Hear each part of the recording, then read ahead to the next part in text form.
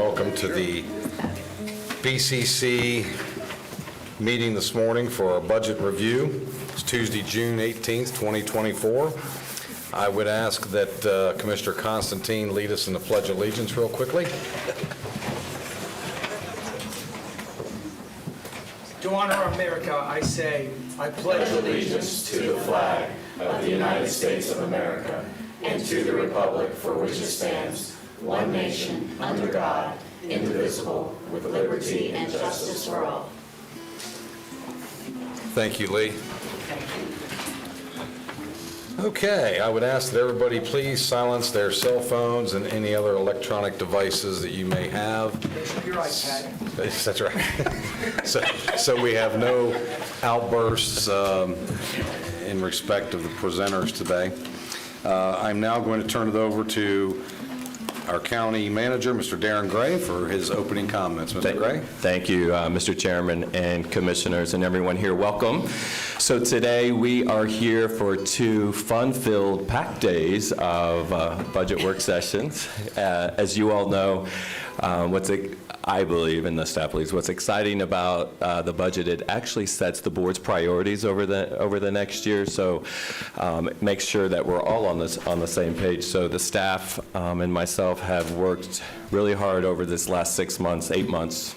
Tim will say over a year, to actually, after the budget is adopted, him and his staff immediately start working on the next year. So we have worked really hard this year to ensure that revenues coming in actually equal the expenses going out, as well as ensuring that we have the board's priorities set in the budget for next year. Just to go over the schedule for today, we have first up will be Mr. Jex, our budget director. He will just go over our major revenues so that you all are aware of how they're coming in over the last couple of years. We have our constitutional officers here this morning. The only one that I was notified last night, well, actually not until this morning, that the supervisor election, Mr. Anderson, will not be with us this morning. So I placed a call into him, so waiting for a return call. So after Mr. Jex, that up to the chairman, if we'll go over the supervisors. Yes, I will go to the board for that. Okay. And probably now is as good a time as any. Flavor of the board, do you want to proceed with the SOE's budget, or do you want to try to carve out some additional time at some later date? I know people's schedules are tight. I've spoken to staff. We've got a full deal for tomorrow, which means we would have to schedule something additional. My opinion is, and my will is move forward with it, but I will take input from each and every one of you as what you would like to do. Move forward. Agreed. Agreed. It's unanimous. We will move forward. Great. Very good. So we'll go over the supervisor elections budget. Then we have our clerk of the court is here, Mr. Malloy, our property appraiser, Mr. Johnson, tax collector, J.R. Kroll, and as well as our sheriff, Sheriff Lehman, will wrap up this morning. We will take a break. I know on the agenda it doesn't show a lunch break, just to let you know, but we will take a break. However, we do have to be back by 1 p.m. this afternoon. Starting off with the court support. Judge Melanie Chase has to be in court this afternoon, so she needs to be here at 1 o'clock. We'll go through all the court support with guardian ad litem, public defender, state attorney. We do have links. Ms. Tiffany Homer Hawkins will be with us this afternoon to discuss the links budget. Dr. Johnson with the Florida Department of Health will wrap up this afternoon, and then any public comment or the board comment.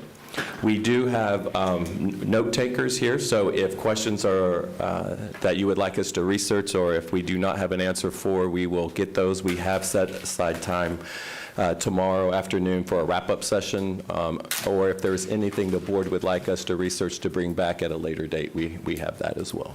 Great. Thank you, Mr. Gray. So, that all is right. my Very comments. good. Mr. Jex, we are all ready for your fantastic presentation, sir. Thank you. I'm Timothy Jex, Director with the Office of Management and Budget. Today, I'm pleased to present the FY25 County Manager Proposed Budget. The document is available for public download on the county's website. It includes a detailed record of all 20,000 accounts in the FY25 proposed budget. Today, we'll be going over a more summarized presentation focused on major budget areas, and over the next 2 days, we'll cover all of the constitutional officers, court support, and county departments.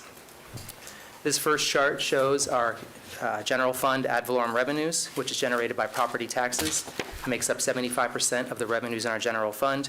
We're projecting an 8% increase for fiscal year '25, which will generate an additional $17.9 million. This 8% increase is made up 6.5% from existing valuation increases and 1.5% from new construction. Next is our half-cent sales tax program, which is generated through the state of Florida's 6% sales tax collections.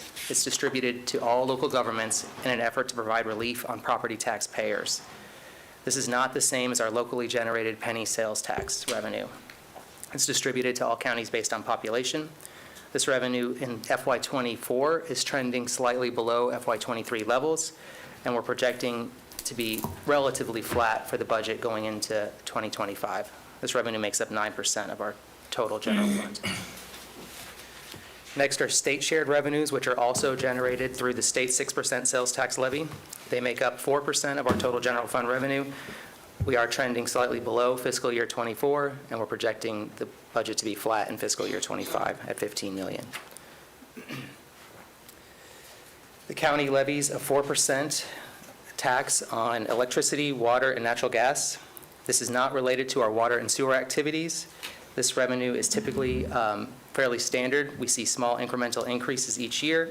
We're projecting $9.2 million in the current year and $9.4 million in FY25. Our final major revenue in the general fund is our communication service taxes. This is a 5% levy on telephone, cable, and streaming services.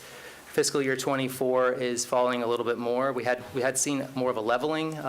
We're trending to $5.1 million in the current year, and we're budgeting $5.2 million in FY25. So those are all of the major revenues in the general fund. When you look at the whole budget, there is the 8% increase for ad valorem. Overall revenues in the general fund, we're expecting $17.7 million in new additional revenues, which is a 5.6% increase. Staying with the general fund on the expenditure side, the FY25 budget includes the assumption of the counties taking over funding of Sunrail starting on January 1st, 2025. At this time, the county's estimated contribution would be $10.3 million. That includes operation, capital maintenance, and insurance. The next line shows the partner contribution to Links, which is $13.5 million or 1.7 million increase. We have unfunded mandates in community services for Medicaid, the Health Department, and the medical examiner. Those are increasing 6.1% in FY25. Our constitutional officer transfers are increasing $10.9 million, or 5.6%. And then if you go to the next line, you see BCC budgets. This FY25 budget will be the first year where we do not have the ARPA budget stabilization subsidy. That's $13.8 million, which is essentially a budget increase. We have projects. That's not as much of an increase as it is a reflection of the FY24 budget, including additional investments, one-time investments in projects, but we are reducing the project allocation to $10.9 million. Internal charges are going up a small amount based on the cost of services going up, and then you have your base BCC operation, which includes personnel and operating budgets for all of your departments, going from 125.8 to 129.5, or 3% increase. Moving away from the general fund, the county receives revenues from 4 separate gas taxes, which are restricted for use on transportation activities. We collect a total of 9 cents per gallon, which support 35% of our total transportation operating costs. We don't pay for any transportation infrastructure out of this revenue. And this revenue does require 53% subsidy from our general fund. Next, we have tourism taxes. where the county collects a 5% charge on hotel room nights. We're projecting 6.6% and $6.6 million in FY24 and $6.5 million in FY25. Our final major revenue is the Article 5 court technology revenue, which is generated from a $4 service fee collected by the clerk when a document is recorded. Half the fee goes to the county. And you can see that this revenue in prior years had been around the $700,000 to $750,000 range. It spiked in 2021, and we're currently projecting $550,000 for 2024 and 2025. Moving to FTEs, there are currently 1,666 FTEs under the BCC. The FY25 proposed budget includes 8 new positions, with no new positions in the general fund, for a total of 1,674 positions. Countywide vacancies, when we get to the BCC presentations, each director will address their vacancies. We have 130 vacancies as of the printing of this presentation, which is approximately 8%. And finally, we have our slide on countywide reserves. We have a total FY25 proposed reserve budget of $268 million. General fund reserves of $56.8 million represent 18% of total revenues. Fire fund reserves of $31 million include allocations for future fire stations, which the fire chief will discuss. You see our sales tax fund has $5 million reserves, which is the minimum recommended amount to cover cost increases on existing projects or new unanticipated projects. And our water sewer reserve, as of this document, at $52 million, is slightly higher than usual. The department's working on a master plan, so some of those reserves may be put into projects after future discussions with the board. And finally, our special revenue reserves include highly restricted funds like our E911 fund, impact fees, Seminole Forever, and MSBUs. That concludes my presentation. Thank you, Mr. Jex. Any questions for Mr. Jex from the board? Commissioner Lockhart. If you don't have this right now, that's okay. Looking at some of the taxes that you highlighted, we are not levying the maximum amount on some of those. Can you tell us for future conversations, if necessary, where we are in terms of levy and what the maximum levy would be? The two revenues that we're not maximizing, we have a gas tax option, a local option gas tax that would allow an additional 5 cents per gallon that can be levied to use on transportation activities, which currently does require a general fund subsidy. Based on the standard distribution from the state, that would generate $5.5 to $6 million for the additional 5-cent gas tax. And then the county levies 4% on utility taxes. That's a general fund revenue. And we're allowed to go up to 10%, which would generate, I believe, an additional $7 to $8 million. Okay. And do we have an idea of which municipalities and counties around us levy those additional? We do, that information is posted on the FDOR website. I know Volusia County does levy. I don't have the list of all the counties that levy. It's not uncommon. A lot of the surrounding counties do levy that additional 5 cents. On the gas tax, okay. All right, thank you very much. Sure. Any other questions? Seeing none, we will move into the supervisor elections presentation, and I'm assuming there is no one here from the supervisor elections to present. Is that correct? Anybody here from the supervisor elections? Seeing none. Mr. Jex, if you would take a moment and inform us and Mr. County Manager of any conversations that you've had other than what these slides depict. Are there anything that we need to be aware of? I can announce the budget. The FY24 adopted budget was $5.4 million, $5,405,733. The FY25 request from the SOE is $4,729,911. It's a decrease of $675,000, or 12.5%. Okay. Any questions from the board or any comments from the board?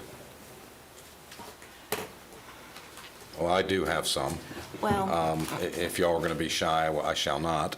I don't intend to be shy. Some of the questions are questions that I feel Mr. Jex certainly won't be able to answer. Understood. And with Mr. Anderson not being here to answer them, I'm left to make assumptions, which is our job. I get that. But I don't want people to think that we're not being contemplative. There's just not an opportunity to have questions answered.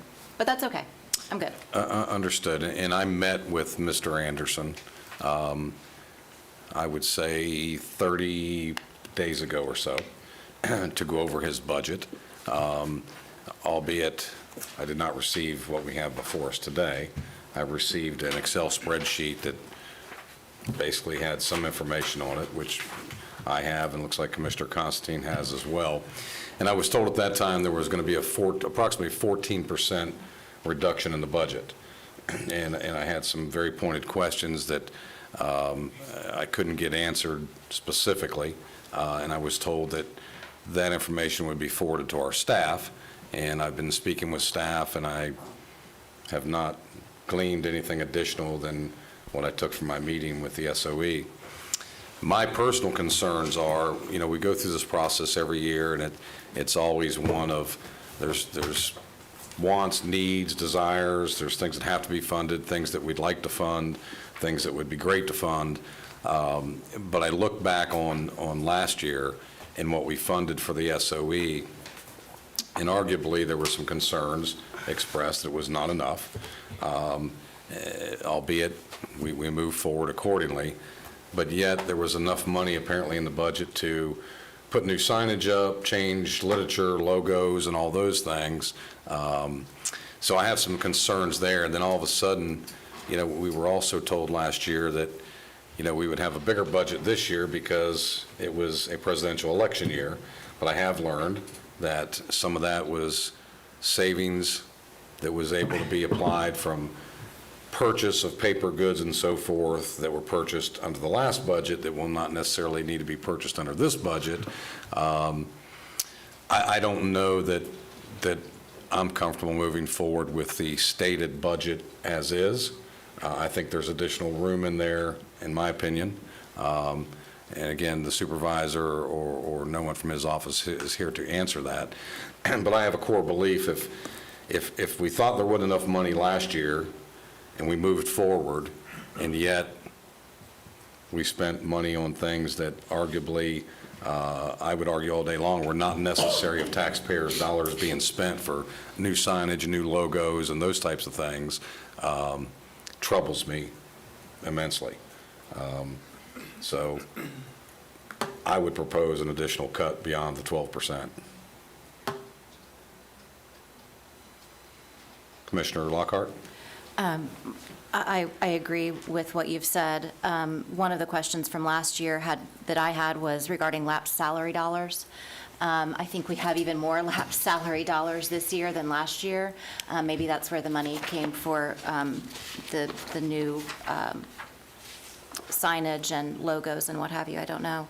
The other thing that has been happening, I believe, is internal space modifications of the space itself that perhaps don't need to have been done. And I don't know about all of you, but I received 3 pieces of mail at my house this last week on lovely heavy cardstock with a very nice message from the supervisor himself detailing all of the great things that he has done. It felt more like a campaign piece than it felt like a piece of actual election mail needed for the voters in my household. After conferring with the county attorney's office, the statute does require that voter information cards be provided. It doesn't say to what degree or at what expense or what quality or how frequently or there was nothing in my household has changed in terms of address, voter registration. So our house certainly didn't need to get 1, much less 3. So I agree that there seems like there's additional spending going on that is above and beyond what's necessary to do the job. Anyone else? Commissioner Herr. Chairman, I'd just like to understand better the absence for today's meeting. Was there any disclosure? It just, Basically, there was a conflict, something had come up, and that he would not be able to attend the meeting today. He did ask if there was a future meeting that he could attend. Mr. Chairman, Commissioner Constantine. thank you. I had scheduled 2 different meetings with him, and both times he had to cancel, and I'm sure it was for, or we would all hope that it was for the right, good reasons. He called me. He was very gracious. We usually, and I'm not saying it's because we're not concentrating, but we give ourselves ample time over the course of the day in these 2 days to go through every budget. I would just simply ask that we see if he can come tomorrow. I do not want to cause any, from our standpoint, any position that we haven't given him every ample opportunity to be here.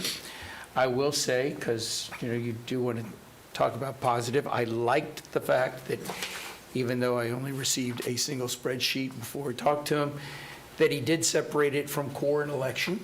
I thought that was, a positive from last year. Of course, I still have questions about it within the context of that, but I just, to avoid any projection of that, we are just, going to go through this, and if he couldn't make it at our time, then we're never going to do it.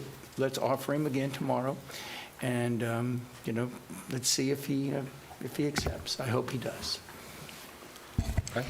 Mr. Chairman, I would agree. Mr. Glory? I would agree with all your comments that I hear the board today, but I'd give him the latitude to present to the board, if not tomorrow, then when, and see about how we can work with him to present to not just us, but to the general public. Sure. Okay.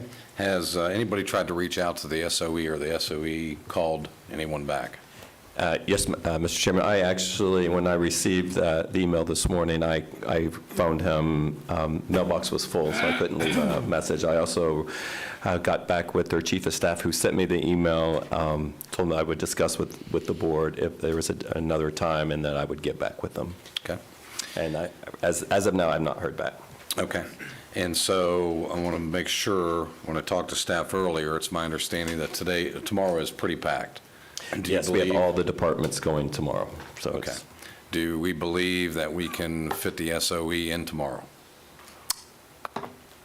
Mr. Jex, And I we don't- could. And I don't want to short, your folks and our directors from being here to inquire and present their budgets. Tomorrow's agenda is full.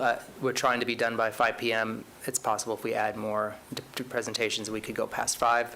But, We could certainly do if the it. board wanted to put it in, we could do it. So what is the flavor? You all want to try to do it tomorrow? You want to try to schedule for a different time? Commissioner Herr? Go right on down the line. I'll just weigh in on a couple of points. Number one is that this now, for the second cycle, has become a rather large distraction. It's roughly $5 million of a $1 billion budget, and maybe the intention is to do that. I don't know. But we need to make sure we're focused on the other portion of the billion. So my comment is that if he can come tomorrow evening after our day, as it goes as it was planned, that would be fabulous. If he could send one of his employees. This budget is not that big and not that complicated, that his team probably helped him assemble it. We would be happy to work with his team. But I have a general predisposition that it should not displace what we're doing with the rest of our teams to make sure that we are focused on the rest of the services that the citizens are entitled to with the other portion of the billion-dollar budget. So I just think the distraction is not acceptable. Commissioner Laurie? Thank you, Mr. Chairman. I would, not to get into some great detail, but I would agree with and copy exactly what Commissioner Hurd just stated. Mr. Lockhart? I don't think it's fair to ask our team to stay after 5 for the supervisor of elections in this case. I think and tomorrow, I think usually we would take 2 days to go over all of our internal departments, and we have already compressed that down to 1. So if there's time during our BCC meeting on Tuesday, maybe that would be an alternative while staff is already here. That works. But I don't want to further inconvenience our team because of whatever is happening over there. Okay. Mr. Constantine, you have any additional to add? I'm willing to do it whenever. I mean, I think that tomorrow, I've been here long enough that I know that we usually are able to get through the budget. I do know that we've concentrated a little bit. We've got some serious questions we've got to ask and we've got to go through. But whether it's within the time frame that we have for tomorrow, I concur that I don't want to sit here, in the evening or, wait and go into the evening. But if it's a few minutes after, I have no problem. But at the same time, if we can do it Tuesday, the point is, I want us to, as Commissioner Herr indicated, I mean, we need to concentrate on the entire budget we have, and this is a very small portion. So, I mean, I do not want the prospect of someone saying that we didn't give everybody the full opportunity to present their budget. I agree that this is not that complicated that a staff person couldn't come in that helped them do it. It does if you And don't so have therefore, I could see our county manager relaying that point that it doesn't have to be him. We'd love to have him, but all we need is we have a few questions and we'd like to get them answered. Very well. So what I would propose is, I cannot be here past about 6:15 tomorrow because I have family commitments at 7. So if we're going to go into tomorrow evening, Commissioner Herr, the vice chair, will run the meeting. What I would propose is, let staff continue to try to contact the SOE during the course of today in his office and determine if we can get some kind of commitment for some input from either the SOE or somebody from his staff. If they're not able to commit, then I say at the end of the day today, we move forward with this budget item. Commissioner Herr. Just a heads up that I have a SCOPA meeting tomorrow night that's rather critical at 4 o'clock. At what time?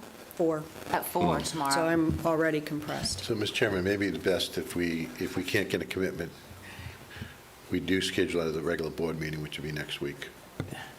And Mr. That's Chairman, and then, actually, Mr. Jex just reminded me, we did hold a date the end of July 30th, for any wrap-up, follow-up, that the board wants, so that is another potential date that I could, if you all want me to relay that as well. But nothing scheduled that day, it's just if you all wanted some further follow-up on one of the items that we talked about. Right. Commissioner Lockhart. I'll just say, I mean, obviously, this has been on everyone's calendar for many, many, many months. This is something that happens every year. And I hope there's not something tragic that has happened to Mr. Anderson or a member of his family or staff that would prevent him from being able to be here today. But certainly every other one of our constitutional officers who have very hectic, busy schedules and significant commitments found time to be here to be able to work with us and discuss their budget. So I hope that everything is okay. And So we Mr. Chair, just one last thing, because we spent more time on it than we probably would have this spent budget. more time than we need to So, I mean, already. I'm tired of the conversation myself right now. We've got all day today. I think somebody mentioned, I don't know who, hey, call him up, see if he can come later, or have somebody staff later. I mean, and quite frankly, if he, as much as I don't want any conflict, if he doesn't want to or he can't today or send somebody, then maybe we do just move on. Okay. So we'll leave it with the county manager and staff to try to reach out to his staff, get some kind of commitment. and let us know maybe after the lunch break or somewhere in there so we can get moving. Okay, let's move on to the clerk of the courts. Clerk Malloy, welcome you and your staff.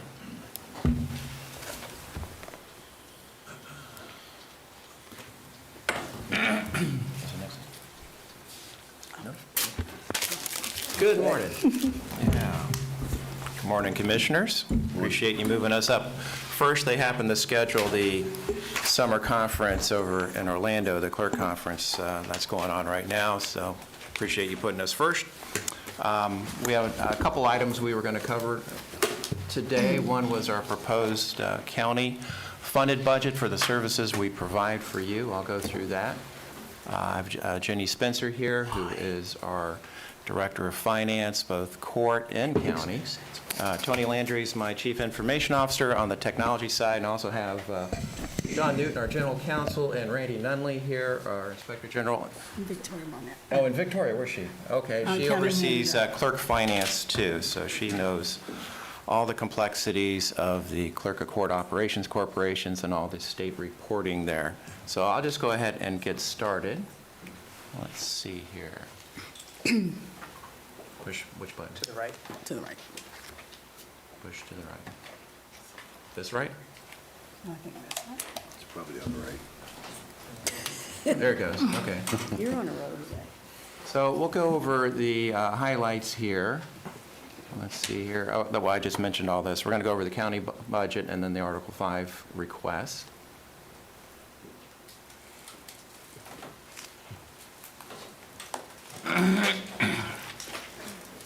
It's probably too far. It's too far. I'll click it. Okay, yeah, I think it works better there. Okay. Okay, you want to take it over here from Jenny? Absolutely. Okay, I'll let you. Good morning, Commissioners. We had an opportunity to meet with each of you to brief you on our Ms. budget. Spencer, if you could move closer to the mic or the Sure. mic. There you go. Sure. For the record, Jenny Spencer, good morning. The clerk and I had an opportunity to meet with each of you to go over our budget requests, both for board services and for court services. What we wanted to illustrate is for fiscal year '23, which is the year that just ended, the volume or the amount of cash disbursements that happened for both the board and the supervisor of elections. As you may know, the comptroller's office also maintains the records for the supervisor of elections. We pay all their invoices and process their payrolls. For fiscal year '23, those are the amounts that were dispersed for both entities. This next slide just shows the amount of payroll that was processed for the board, $207,164,661 for payroll and related benefits, and it shows the supervisor of elections payroll.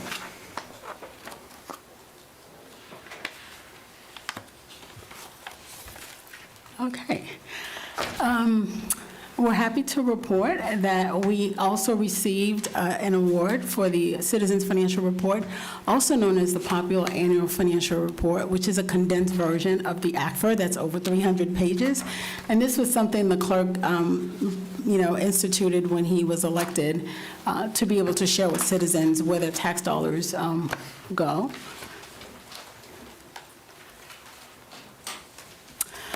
The next report that we prepare, although it's not submitted for a certificate, is the continuing disclosure report or annual report to bondholders. When the county issues bond, the chairman, whoever the chairman is at the time, signs a continuing disclosure agreement, commits to the bondholders of certain information that will be reported, such as certain debt covenants or certain revenue and certain ratios. And that information is filed with the MSRB, which is the Municipal Service Ruling Board, along with the annual comprehensive financial report.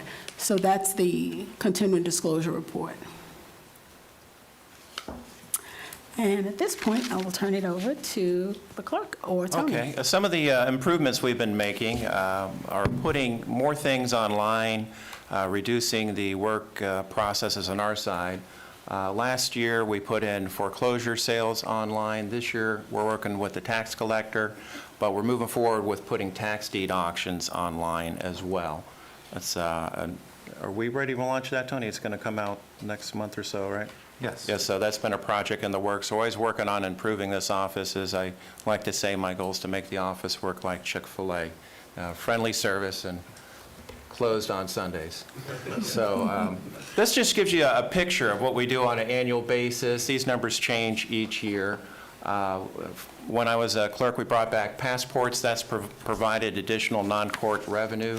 The last year we did 4,500 passports. We also do passport photos to try to generate revenue. Marriage applications, we're one of the few clerk's offices in the state of Florida that has a totally integrated online one where you can get a marriage license, you can pay for it, sign for the document anywhere in the world. You just have to get married in Florida, and then you have to record it with us. But that's a great service that has been very helpful. The e-certification is something that we created ourselves. I'm very proud of that. Some clerks will use a third-party vendor, and then there are certain user fees that are very high to the public, as well as the clerk's office gets charged high fees for certification. Say the state attorney comes in, gets electronic certified, there's a base fee for that clerk's offices have to pay. Because we created our own software, our own certification stamps and security PDFs, and the system we created, we actually don't have to pay for that because it's all internal. So we not only save money, but it generates a little revenue as well. And of course, the ceremonies are a little bit down. We've, as you know, we closed the West Branch to consolidate staff, and we also have moved staff out of the civil, so we have only 2 places now that do weddings, but it's still something we perform. And there were over 500,000 pages of recorded documents last year.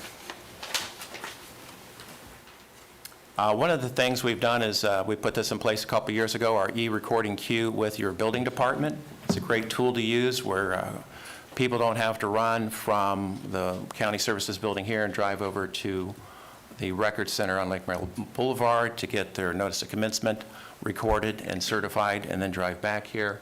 There is a queue where your building department can work with us, and they jump to the front of our queue where we can certify it and send it back electronically. So that gives you a snapshot.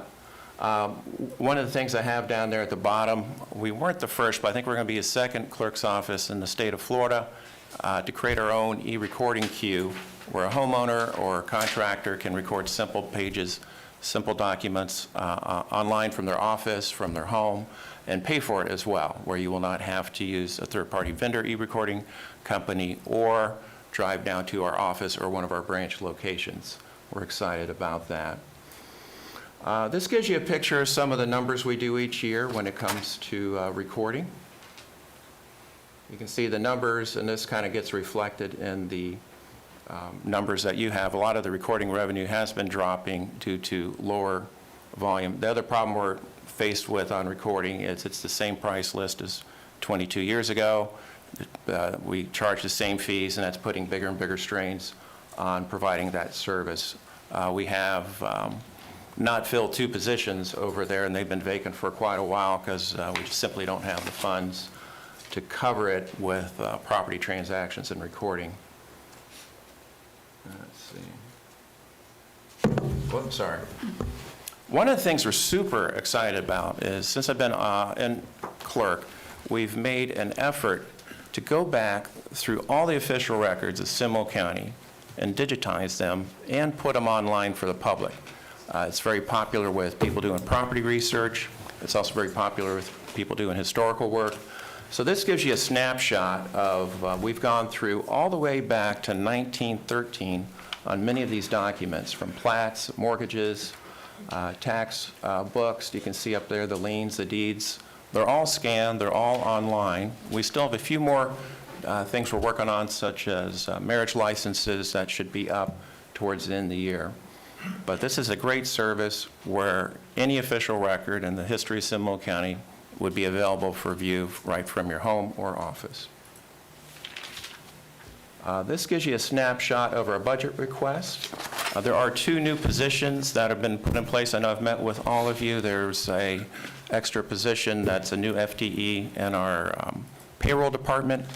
As the payroll systems become more complex, employee turnover, that sort of thing. It's an office that's been strained there. And we also have an additional accounts payable person that we're requesting. There's also a portion in the Inspector General's office that is a lower level administrative person, but also somebody that will primarily help with guardianship audits. That's funded on the court side, so that position is proposed to be funded 80% court side, 20% county. Anyone? I kind of just covered that part there. So our FTE count, as illustrated, shows a 2.77 increase, and 2 of those are in the Comptroller's office. It's a finance payable clerk and a payable clerk. As the clerk just indicated, the Inspector General added a new FTE. It's more an administrative position, and 20% of those costs are being allocated to the county for an overall FTE of 38.25. This provides a summary of what the composition of our budget. Like most organizations, the majority of the costs relate to personnel, so 77.3% are personnel costs. About 5.1% relates to professional services and other services.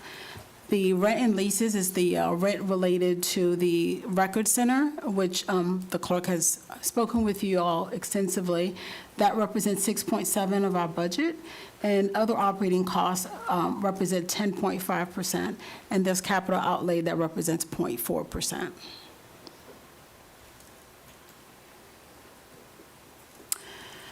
This provides a detailed summary of where the costs are related to. So the Comptroller's office budget represents 2.7% of the board services requests. Information services is $1,341,000. Other administrative support is $659,268. The Inspector General is $667,868. The Record Center is $427,921. The majority of that relates to the property taxes on that lease, as well as the lease costs. And you see a slight allocated cost related to records management, which is $36,381, for a total request of $5,786,163, which is an overall increase of $449,117, or 8.4% from the current fiscal year 24. And this next slide represent our Article 5 budget request. The clerk will go into detail, but the composition of that is 751,771 in personnel costs. And we had an opportunity to meet with both Lori and Tim to go over the detail and the methodology used to allocate costs related to personnel and some operating costs and capital for a total of $976,121. So I figure I'll cover the Article 5 portion next. But first, we could go back to the county-funded portion. I will point out, and one of the reasons I have John here is we've been going over to the Record Center to take a look how we can simplify processes on our side. He's taken a look at what are the actual retention requirements, what legally are we required to do to a lot of that paper that's out there. So we found some processes on our side to help stream that out. Jenny mentioned the Record Center. I've been talking with the county about the county taking that over, or perhaps purchasing it or leasing it. Right now, we have a portion of it dedicated to the sheriff's evidence storage. There's another section we could turn over shortly to him if the county wants to move in that direction. But my goal is to reduce the footprint in there further. And then, of course, once the remodeling occurs at the CJC and that's finished, we'll be moving the recording department out and moving that over to the courthouse. However, there is a records management team. They would be remaining there. And obviously, we have an investment in the vault and other systems as well. But it's been a real blessing for the county to help us with maintenance on that building. It's really taken a lot of stress off of us when there's a roof or water leak. We know who to call now versus stressing out of that like a homeowner. So that's a little bit about the, and I can go into Article 5 next, but I figure I'll answer any questions about the general county-funded budget at this Do y'all point. want to wait until the entire presentation? I'd rather wait till you. Okay. Okay, please proceed. So what I did is I have a short slideshow here, and then I did bring, and I can go over this in depth because there were some questions asked. What is the, what legally is the state supposed to pay for? What's the county supposed to pay for? So I put a packet here, I think helps explain that in more detail. Whoop, already advanced it. So when it comes to the criminal justice information system, it's a multi-agency system. So we're dealing with the jail, we're dealing with the sheriff, we're dealing with judicial and state attorney. And it's an increasingly complex type of system because there's more electronic flow of paperwork. We're especially working closely with the sheriff on the jail right now on procedures, and I have Tony here to go really in depth if you have some technical issues. But it's really the backbone that supports law enforcement. And it's important to understand that the clerk's office is the office that has all the record. So law enforcement relies on us to have accurate record, as well as the state attorney, judges, and all the partners of law enforcement. So it's important to public safety, and it's important to have a secure, modern, working CJIS system. And it's also important to advance security and the technology in that with our CJIS partners. We have a very good working relationship with all the partners of it. I know that over the last year, when I brought this issue up last year, we've been meeting closely with the county IT, and have had some productive meetings there too. So the clerk is a keeper of the record in these criminal cases, and it's through CJIS that all law enforcement gets that data. Let's see here. So on our budget request, do you want to cover that slide? Sure. I'll let her do the numbers and I'll do the overall. Sure. So what this slide shows, as you may know, the Comptroller's Office also prepares the Article 5 report that gets filed with the Department of Financial Services. And that we are presenting the budget in the format it would get reported in the Article 5 report. So Part B of the Article 5 represents capital outlay expenditures, and in our budget request is a $30,000 capital request, and that's shown as Part B. And Part C, these are other operating expenditures, and we're showing them consistent with the object accounts that the county uses, which totals $194,350. And the other cost is Part E, which is personnel, salaries, and related benefits, is shown as $751,771 for the total request of $976,121.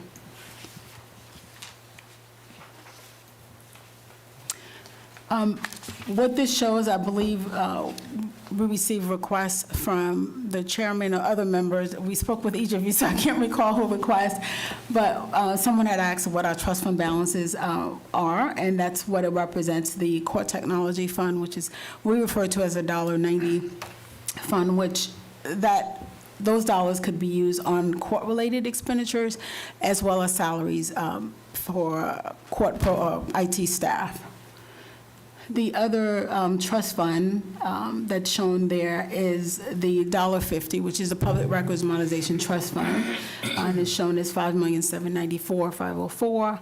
And then I believe the chairman asked what our budget request is for the state with Clerk of Court Operations Corporation.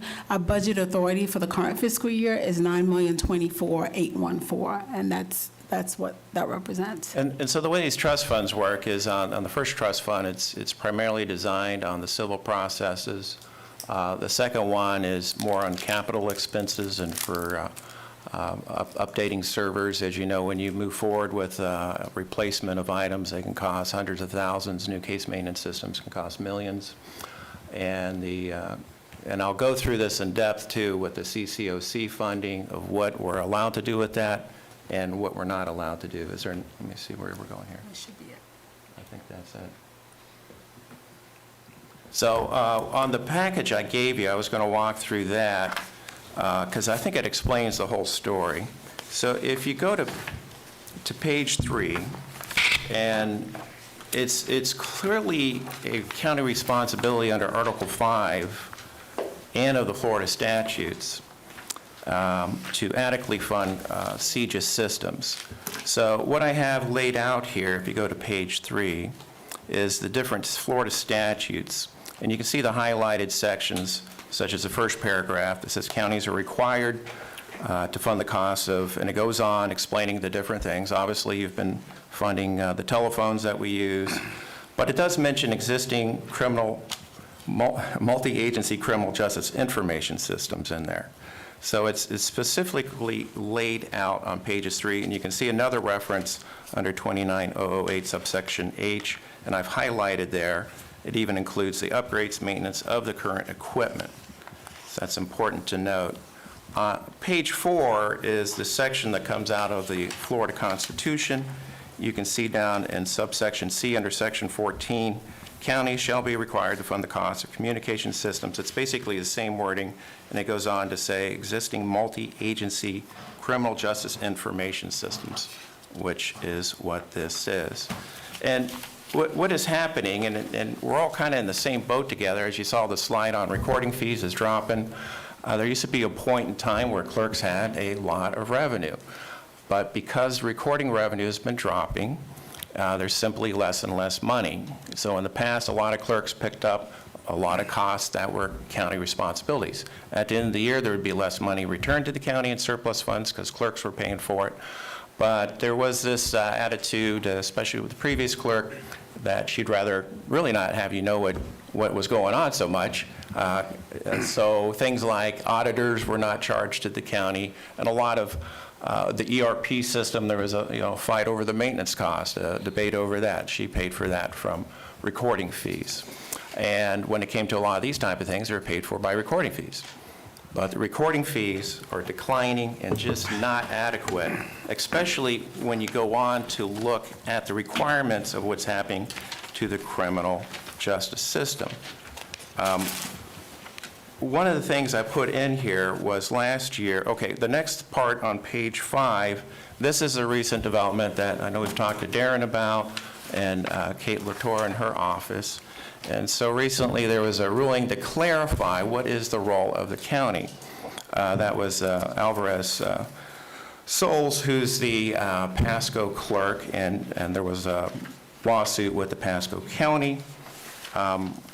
In that ruling, it went on to the Second Circuit of Appeals, and I highlighted this section on page 5 down below there, where it basically says a reading of the plain language of Article 5, Section 14 of Florida Constitution dictates that Pasco County's obligation to fund multi-agency criminal justice information system did not cease when the hardware or software that it comprised the system at the time of the minute was enacted. In essence, it's an ongoing cost of the maintenance and the upgrades that the counties are responsible for when it comes to the criminal justice information system. Also highlighted on page 6, another section there that I think is important, where it talks about the legislators intended for the counties funding obligations pertaining to multi-agency criminal justice systems to continue, and it goes on from there. So that's a little background of what the clarity was on the state constitution and the state statutes. On page 7 was last year when we brought this up, I know there was a question, I believe Commissioner Delary brought up to the Chief Circuit Judge at the time, Judge Rex Stiedler, and she said in her research, and I highlighted it there, that the clerk of the court will be asking for CJIS funding, in essence, and to be coming out of the general fund rather than recording fees. And she goes on to say that I believe we're the only county in the state, from looking into that does not supplement it through it or fund it through the general fund if there are any inadequacies. But otherwise, it would also allow us to use, okay, let me see here.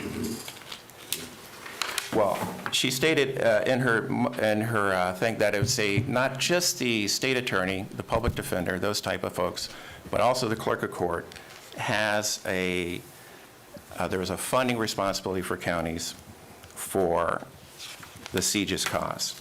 The next page, I did list in here the county attorney's memo from June 12th, where Desmond Morrell does a very good job laying out the county's requirements for reasonable and necessary CJIS cost, and if they're reasonable and necessary, that is an obligation of the counties. It goes on very detailed over the next couple pages to explain in detail what the responsibility of the counties are. When you get to the page 13, this is something that's occurring that is putting more and more stress on us, and that is the unfunded mandates that are coming from state agencies, whether the courts or FDLE. That's all listed. And as an example, like the Uniform Case Reporting, the UCR, an enormous burden of time and effort from our office for criminal cases. And when the state, the courts initiated this, there's absolutely no funding for it. It's a frustrating place to be in for clerks. One of the recent things was, in this list, was the FDLE seal. We received probably over 1,000 cases in 1 week of a whole new process where we have to take these FDLE cases and then mark them confidential. When these things occur, there's no filing fees, there's no funding for it. We just have to hunker down and make it happen. And there are some clerks around the state of Florida that, I don't know where they're at now, but when they started receiving these, they said, we're not going to process them. We didn't take that option. We do believe it's our duty to fulfill the law and the requirements, and this is part of a jobs bill that was passed by Tallahassee. Often these things have good public policy, but when it comes to implementation, it's not all the well thought out as what the implications are going to be in other agencies. On page 14, I list, and I handed this out, I think, to most of you when I was having the meetings with you. When it comes to the Clerk of Court Operations Corporation, it's a really interesting process. First of all, we don't get any money. There is no funding from the state. They tell us what they think we're going to raise by the fines and fees, and they give us a number. And then it's up to us to collect that money through fines and fees through the rest of the year. If we don't meet that number, and there's money left over from other clerks, it gets distributed, and it's like a little socialist system. If we make too much money, it gets sent to the trust fund and distributed to other clerks. But the thing is, there's no funding. And that's the same on the recording side. There's no funding. When we start out, there's zero there, and then we have to go work for it. And then when I sign the certification, you'll see on page 14, it specifically lists what I cannot use CCOC money for. That was the $9 million in that previous slide. And it specifically lists I cannot use the court side clerk budget for multi-agency criminal justice information systems. So that kind of puts us in a pickle there. That's an overview. I could go on and on. I think some eyes are glazing over here. But it gets very complex when you look at how we have to try to make things work. And it's a system that I think the counties and the clerks really need to work together on to come up with some solution long term. The irony is, when this Article 5 started, I was on the county commission at the time, and it was viewed as a way that the burden of the state would be shifted back to the state and away from the county, because counties were picking up so much court cost. And it worked for a while, but when the revenue sources never change, and you have inflation, and you have more requirements, it's a system that long-term is just going to implode. And so that's a little background of how we got here. We're trying to be reasonable in our ask. I've got Tony here for technical questions on IT systems, but that is the explanation and the request for it. I do appreciate your staff working with us so closely. I feel like we've been through a proctology exam sometimes with all the information we've given, but I think it's an important process to be transparent, and that's exactly what we're trying to do. Thank you, Mr. Malloy, and I sincerely appreciate it. And I appreciate, I don't know what the other commissioners were asking, but I may be the sole responsible party for this entire document that you just went through. Trying to make you happy. And I appreciate the time and the assets that you've shared with me in understanding. You're correct. This is a very complex issue from a funding standpoint. It's complex from a legislative standpoint.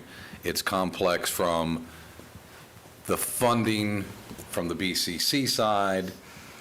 in migrating the statutes, the real intent, case law, and all those things. I've probably spent way more time than I really care to on it, to be quite honest with you. But I feel pretty informed based on what you all have helped me with, and what I've spoken to other counties about, what I've spoken to legislators about, my due diligence in doing a lot of background and digging through documents and reviewing those. So I want to make sure that I thank you and your staff very much for that. We'll start at the far end and work our way down. Commissioner Constantine, any inquiries? I may after listening to others, but right now, I don't. Masterful. Like a true You have politician. mastered that. So, a couple of things. And it's amazing how similar some of the comments, this is going to come out wrong, some of the comments that were made about the supervisor of elections budget do apply here. This is a very small portion of our budget. We're not talking about, the largest portion of our budget. However, philosophically, I think what we are all hoping for is that we know that the funds that are being allocated are being used in the most efficient, effective, responsible way possible. And so thank you for so many of the things that you've done to try to streamline and become efficient. I do think that fundamentally, it is clear that the board is responsible for the funding of the CJIS. I think where, and I'm going to look to the county attorney for some Guidance. yeah, some guidance on that, is to what degree are we to fund that system? And if we are funding it, do we not get input in what it is and how much it costs?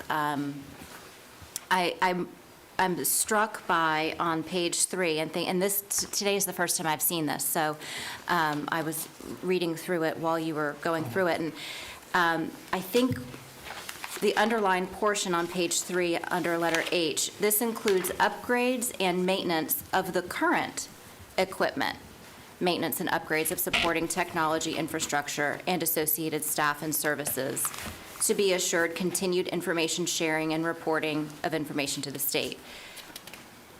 It needs to accomplish a task. It doesn't say how it should be accomplished. It doesn't say to what degree or expense. Doesn't say who decides what those upgrades are and in what form or fashion.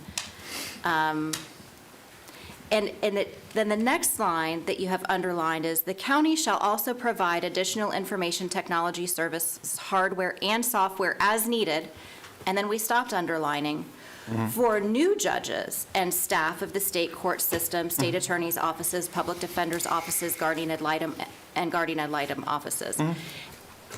My reading take on that is, whatever it is that you're currently doing, you have to make sure you give the new guy one too. They also have to have access. I'm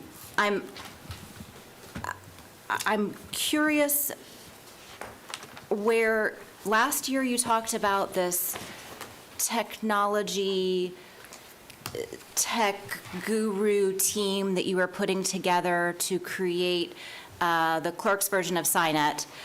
Where are we with that? Because, well, for those of you who were haven't here heard that back in a in the long time, day, so the thank you county for- decided we were going to build our own. Grant, you were here as a county commissioner at the time. And we went off and we spent a lot of money and a lot of time hiring people to build our own product. And in hindsight, maybe something off the shelf would have been more reasonable, would have accomplished the same thing for less money. I don't know, don't have the rear view mirror necessarily on that.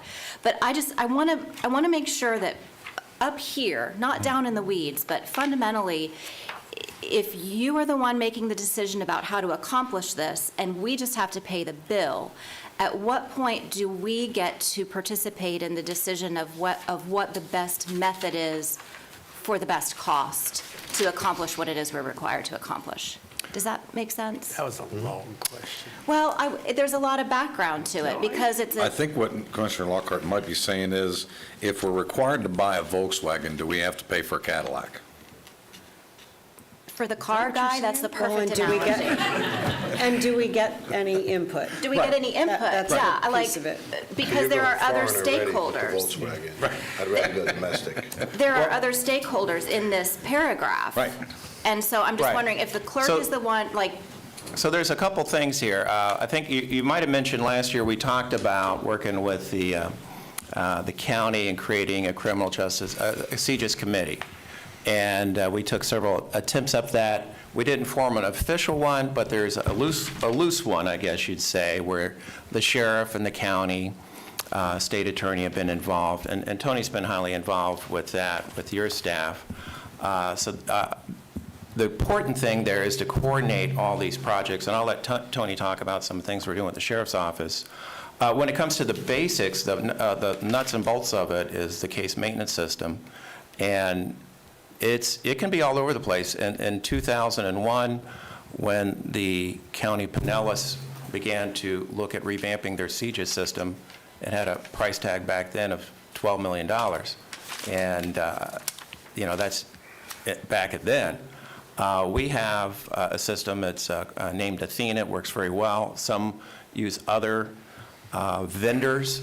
If you go to the clerk conference, you'll hear everybody complaining about their vendor, about how expensive it is just to make a change to the program and how long it takes. I gave the example, I think, with some of the commissioners the other day that I was at an event, an attorney came to me and said, that would be very helpful if we had a search engine to search by attorney on our case maintenance system. And I went to Tony with that, and I threw that idea out to him. I said, hey, is that something we could do? And it was done that day. It was amazing how quickly our programmers worked on it. We have a small team. It's smaller than other counties, but I think we have a lot more productivity. But I'll let Tony mention, you want to talk a little bit about the cost of it and where we're going for the future? Yeah, you mentioned Skynet, and we had talked about partnering with Florida Association of Court Clerks, Civitech, in coming up with a new modern case system for the state. Civitech currently supports 41 clerks' offices through their product, which is called Clericus, and they need to go into a new development effort to create something new. What they're running on right now is about 20 years old. It's not prepared for the security needs of today. It's not built to withstand the malicious actors in the world now trying to do things that they're doing. I don't know if you've seen, but there have been agencies throughout Florida who have been hit, who have been ransomwared, and we need to get to the point where we're as conscious as possible with the public records and making sure that we're not one of those. So we were looking at a partnership with a successful vendor, Civitech, who already has a system that supports 41 clerks' offices, so that we can work together to build something that we could implement here in Seminole County that would be more secure than what we have, and based on a modern platform. And the other thing that I wanted to bring up is we're not really asking for more than what we currently do. We're not asking for necessarily more money. We're asking to shift that funding from fees to Article 5 funding method because the fees are drying up. We're not asking to grow our IT any bigger than it is right now, any bigger than it's been for the last 6 years. We're looking to continue to support the judiciary, the sheriff, the public defender, the state attorney, and the jail in the same way that we always have with this shifting of the spending from fees to Article 5 funding from the county. So from last year to this year, how much progress have we made? That we've, As far as, if you're referencing the 167, it's still a concept that has life, but when you have to get 67 counties around the state trying to agree on things, it becomes more complex. Okay. There has not been movement on that with Civitech. It's a good idea, I think, to have a new case maintenance system. As Tony mentioned, there was one county was ransomwared, Hernando recently, with a $2.8 million on it.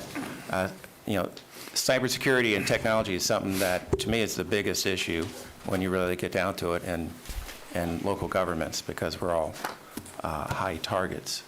But I think it's a great idea.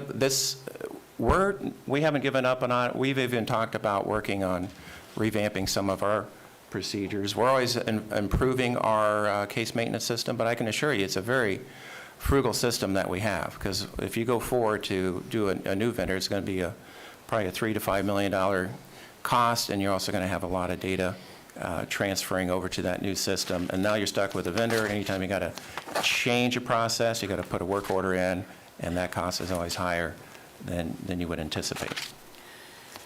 So I'm not sure what our piece of the input is on any of this, because we are essentially funding it. I will say your team has been highly involved in it. We work closely with James, your IT director, and he's been at all meetings. And County manager has something he'd like to say. Yeah. And to assist I think this is where you're going with your question, what's happened from last year to this year. So if you remember last year, we talked about Article 5 funding, and it was about projects. It was about technology projects that were coming that we, at that time, were like, let's put together a team. We had Lori Bailey Brown from our resource management team heads that. We have a representative from all the court pieces that meet on a regular basis. So if there's projects, IT, James is involved, IT-type projects that come through, we vet that through the group. Just not to say about funding, but is this a valid system? So that actually has worked really well this year with all the partners.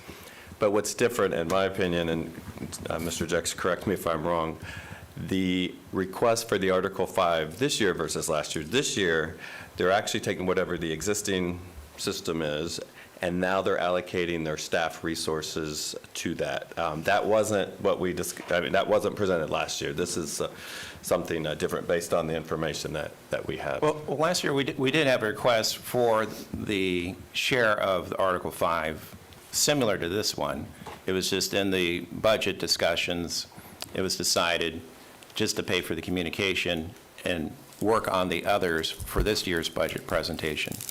But since then, you also had the clarification in the Pasco County ruling that came out, which helps clarify what the responsibilities are. Well, and so that is the piece where I think I'll defer to the county attorney about how the Pasco case compares and contrasts with our situation.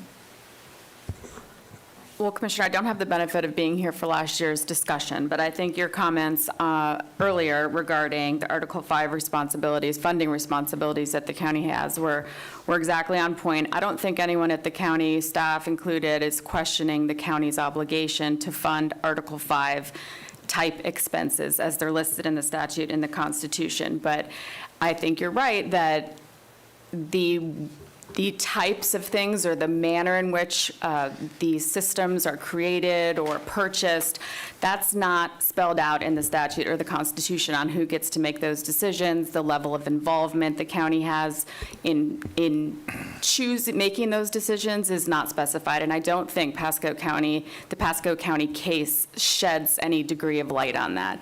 Right. It's very clear in that case that we have to fund these things. We have to fund upgrades to systems, not just systems that were in effect when this constitutional amendment went into effect many years ago. So if he's getting a new system, we still have to fund that. But what system that is and who picks that, it's not really spelled out in that case or in the statutes or Constitution. Okay. How does and I feel a little like this is a little bit like Groundhog Day, because I feel like we talked about this some last year.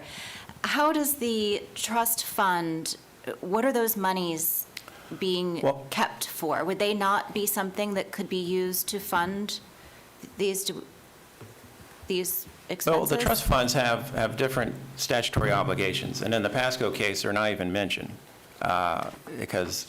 Well, I don't really care about Right. Pasco's trust funds. I care about your trust funds. Yeah, I don't the wanna trust hear about funds have been Pasco anymore either. decreasing. The trust funds have been decreasing. If you go back to 2015, there was $14 million in the trust funds. When you factor inflation, that has a value of about $18 million today. Today, though, I think we're at a 10.5 balance in it. It's been with recording fees, we've been able to boost them and survive. From that interest, we've helped subsidize some of our operations. But the trust funds are separate things. Right, what are you keeping them for? What is their intended use? Like, I've got different accounts, There's like, for different improvements purposes. to civil processes we're doing. It's for the civil side of the case maintenance systems, and it's for our recording systems. I mentioned that the e-recording portal that we're doing for vendors and homeowners. That's something we pay for out of, we pay for those type of costs out of our records modernization. I So wanna make they have sure. separate uses. Which trust fund are you referring to, the 190? 190. Okay, just want to make sure for the Yeah, record. yes, thank you for making sure that, because I know that, I understand there are two from the slide earlier. Can we But put I that would- slide back up? Tim, please. I would point out, too, that the way this currently is happening, that the county's not properly reporting the Article 5 cost on your reports to the state. And if we do want to lobby on behalf of reforming this system, I think it's going to be important to show accurate information as to what the burden it really is.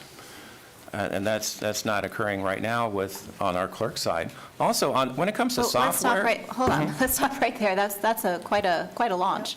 How are we not reporting something accurately? Can we dig into that? And how are we recording? And how are we, help me out with that. We. Did you want to discuss Article 5 reporting that we send to the state? I'm sorry, yes. Specifically, what we're not doing right on the county side. So the Article 5 report currently reports costs related to state courts, the public defender, state attorney, the clerk of court. The clerk of court costs that are reported are allocated costs, so costs related to the phones, building space, a portion of the debt service for the bonds that were taken out for the CJC, also allocated to the clerk of court. Those are not direct costs, those are allocated costs. So on the clerk's finance side, when there are fees that are used to pay for Article 5 costs, they are not captured and reported in the Article 5 report because those costs are directly coming from the BOCC's J.D. Edwards records.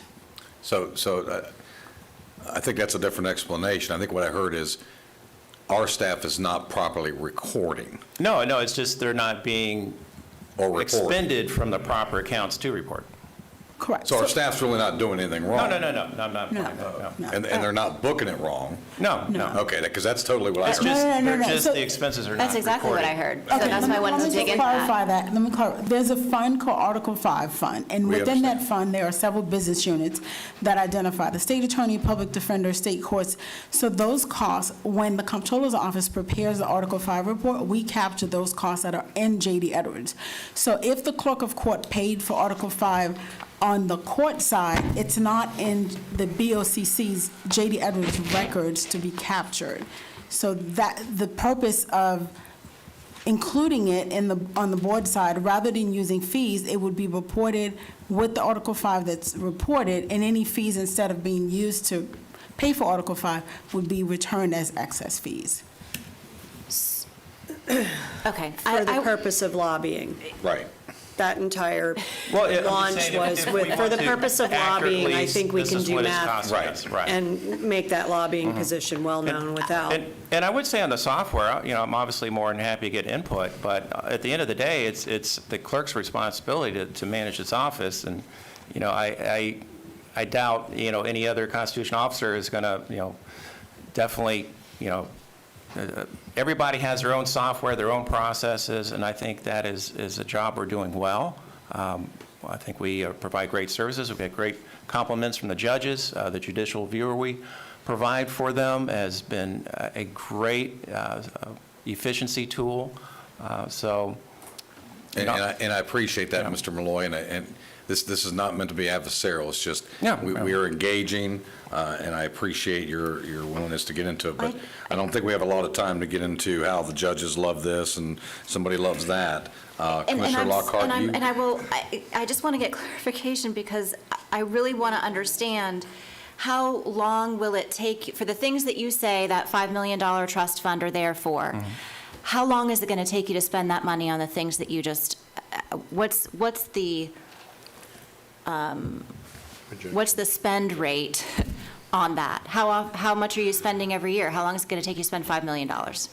So Commissioner, just for clarification, there's a slide that we provided to Resource Management that shows the total FTE for the Information Services Department. There's a total of 17 FTE. The ones that are related to Article 5 are 4.45. If that slide was up, you'd be able to see the ones that are under the $1.90, those are the costs related to the civil side of the court side. So the 445 for the Article 5 are related to the criminal side. So programmers are paid out of that and any other operating costs that are related to the courts. Okay, so you got $5 million. You know what it can be spent for. You have in your mind what the plan is for that money, whether it's employees or software or whatever it is. How long do you project that $5 million to last you? I don't have that information available at the moment. We did project for the current year. Tony address that, you know. Go ahead. So, I'll have Tony address that. sure, and again, we got a lot of ground to cover today. If you can be very direct to the question and not get off track, if you can try to narrow your answer specifically what the commissioner asked, would be very helpful. So Tony, go ahead. Up until this point, the $1.90 trust fund has been used as reserves because we weren't getting the Article 5 funding that I believe we need in order to be able to have a firm, long-term solution to supporting the criminal justice information system. So you don't know? Excuse me? You don't know?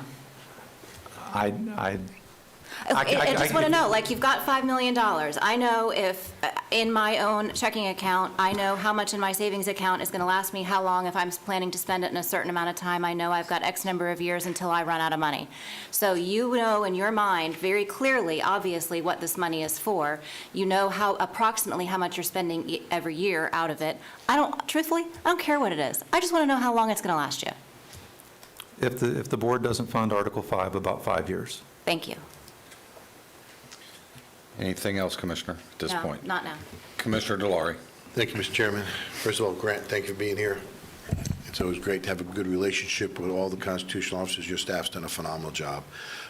You talked about storage in the warehouse. How big is the warehouse square footage, and what's the cost per annual?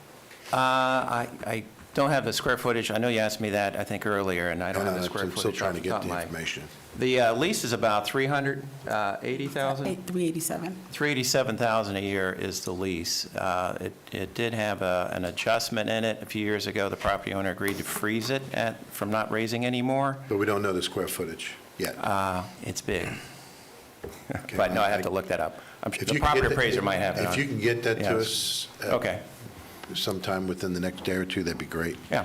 So then let's go to Article 5, and you don't mind if I continue some different types of questions? Absolutely. I had a few more, but I'll let you enjoy them. So my questions are more for the county attorney. So the $4 is broken up into 3 buckets. There's the 10 cents that goes to the state, there's the $1.90 that goes to the clerk, and there's $2 that comes to us.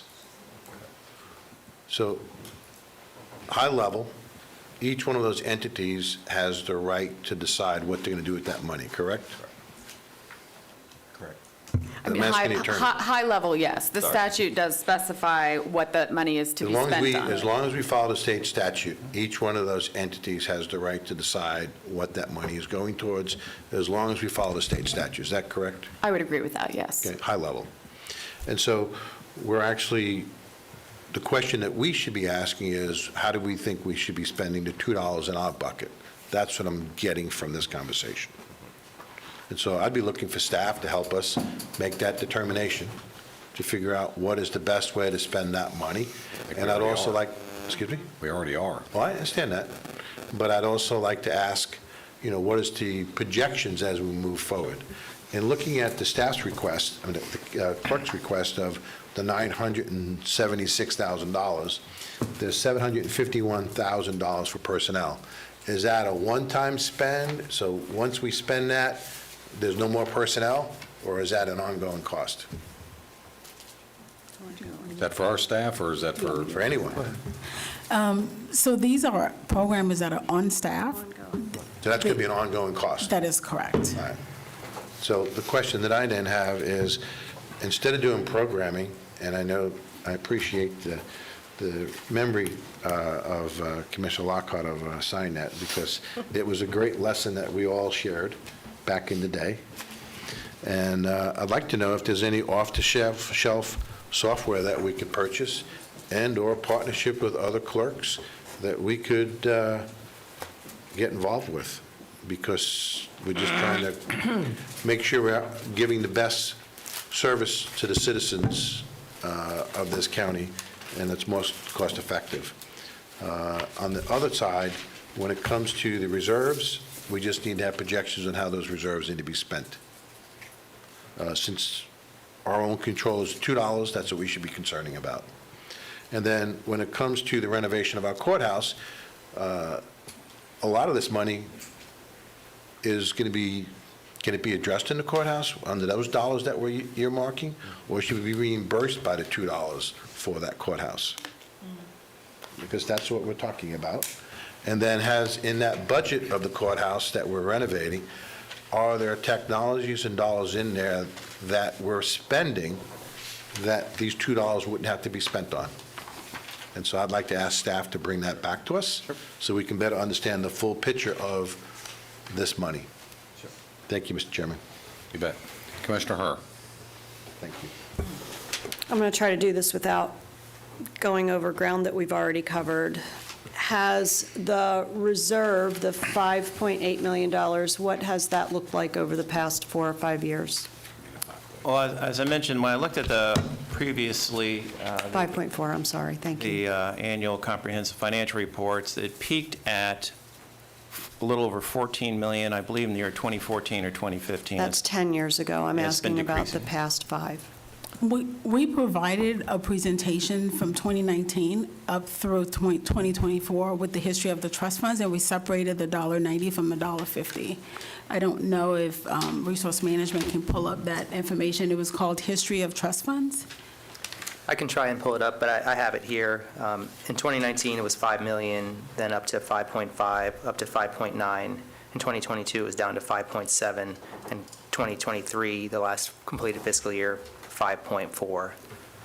So the range on that fund is relatively steady. I'm going to do very rough math and say it's within 10% over a 5-year time. Don't care what it was in 14, because those days are gone. And so the trust fund is managing to stay relatively level. And what I think I heard you say is that we've not been funding this all along, and you've been using the trust fund to fund it. And that, I can't reconcile those two. So, Tony, I may have misunderstood your statement. And so perhaps we should talk about that. I think, and I'll give you just my interpretation of the state statute, which is really good for nothing, right? I'm not a lawyer, don't want to play one, except for one, I don't want to be around many of them. So, like, right, you spend your entire life trying not to be engaged with the legal system. So, Married to a judge. yeah, so my take on it is that the services have to be provided and the money has to come from somewhere. What I fail to understand is how a cosmic shift of the $1 million needs to happen immediately now. Last year, it was an ask for $1 million as well, and it was project-based. This year, now we're going to allocate staff to it. The services have been getting provided with whatever the funds are that are coming in. It's simply a revenue shift. And so that, and I understand the philosophical position with regard to it. I don't need to hear that again, but that's the piece. The trust has been staying relatively steady. We've been providing the services all along. We have state-of-the-art services. What's the gap other than the revenue shift? The major gap is the fees. The fees keep going down, and the fees and the dollars that we receive keep getting worth less money. Our costs keep going up while the revenue is going down. And so where is that chart that shows that gap? Do we think we have that? I remembered that one, I just can't remember the numbers, but I knew it was 10% gap. I do not remember seeing what the fee drop is over the same period of time. Yeah, it's there. Is it $1 million bucks? It was in the history of trust funds. We started with the beginning balance, and we showed the recording fees, interest, and the ending balance. Okay. And so is it $1 million, Tim? Tim's feverishly pulling things up, reading them as we go. Can you increase the size from 85? Okay. So it shows the beginning balance, and it shows the revenues or recording fees, and you could see 704,402 was in 2019, and 2020 it was 910,246, and 21 it was 1,134,813, and 22 it was 838,998. The most recently audited year was 569,259, and for the current year, we're projecting it will be approximately 540,796. So in the wildest difference between that outrageous year when probably rates dropped and the entire universe refinanced their loans or whatever, wherever this money comes from, the difference is roughly 500 grand, but we're asking for $1 million. Well, I think Commissioner, sorry. Whoever I am. Yeah. Andrea. Well, first of all, we're mixing the two subjects again. Article 5, multi-agency CJIS funding is one issue, and it's very clear it's a county responsibility. The trust funds are a different issue. I've been very responsible. So let me just interrupt you, Graham, just for a minute, just if we're trying to get me to understand, let me walk you through the gap. The fees are up there, and the fees lead to the fund. Is that not what I just heard? The ending balance. We've been supplementing with fees, and I think part of the problem, or part of the issue that you're not taking into account is there's... But Tony just said the problem, why we're asking for the money is the fees aren't enough. Right. And I think you've seen, That's well, the not other the reason. component... The reason is we just don't want the fees to pay for this anymore. No, the other component, I think, if you look over time, is there's been less money returned to the county in excess fees. I've been trying to keep the trust funds at a stable level to be responsible for the future. I mean, if I sent more and more money back, these could be easily at zero. And then what do I got? I'm in a real pickle.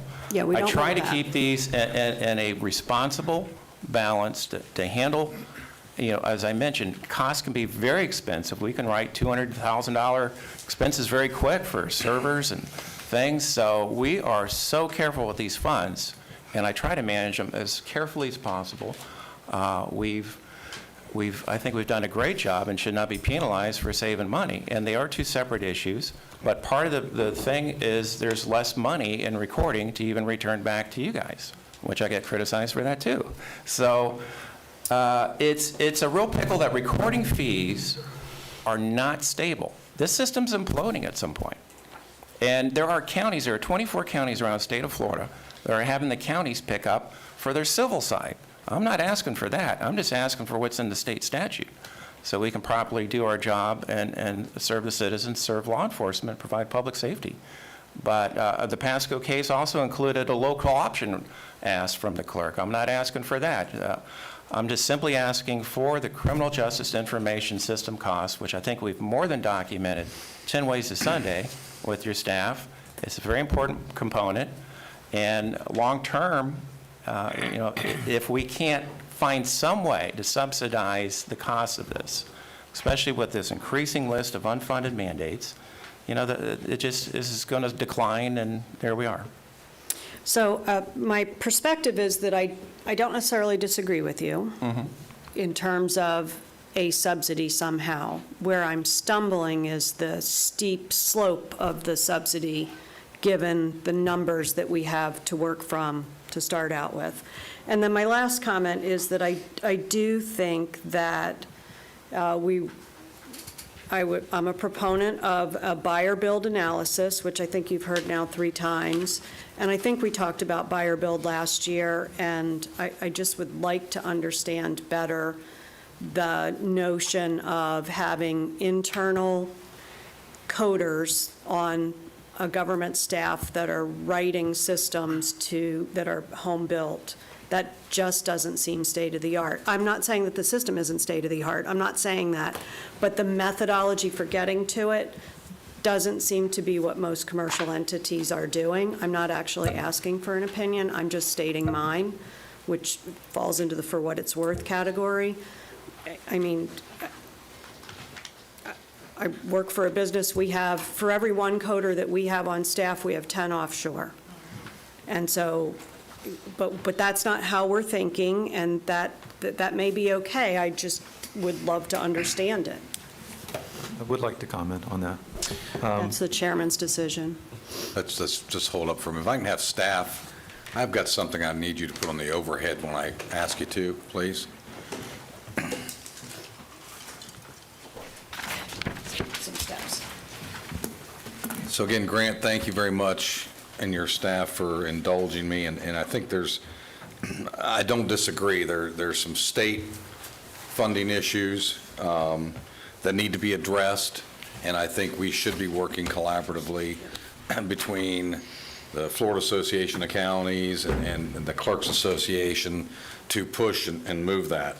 But I want to point your direction to House bill that was approved and signed by the governor, number 977 in 2023, which revised the fees to be collected. Are you familiar with that?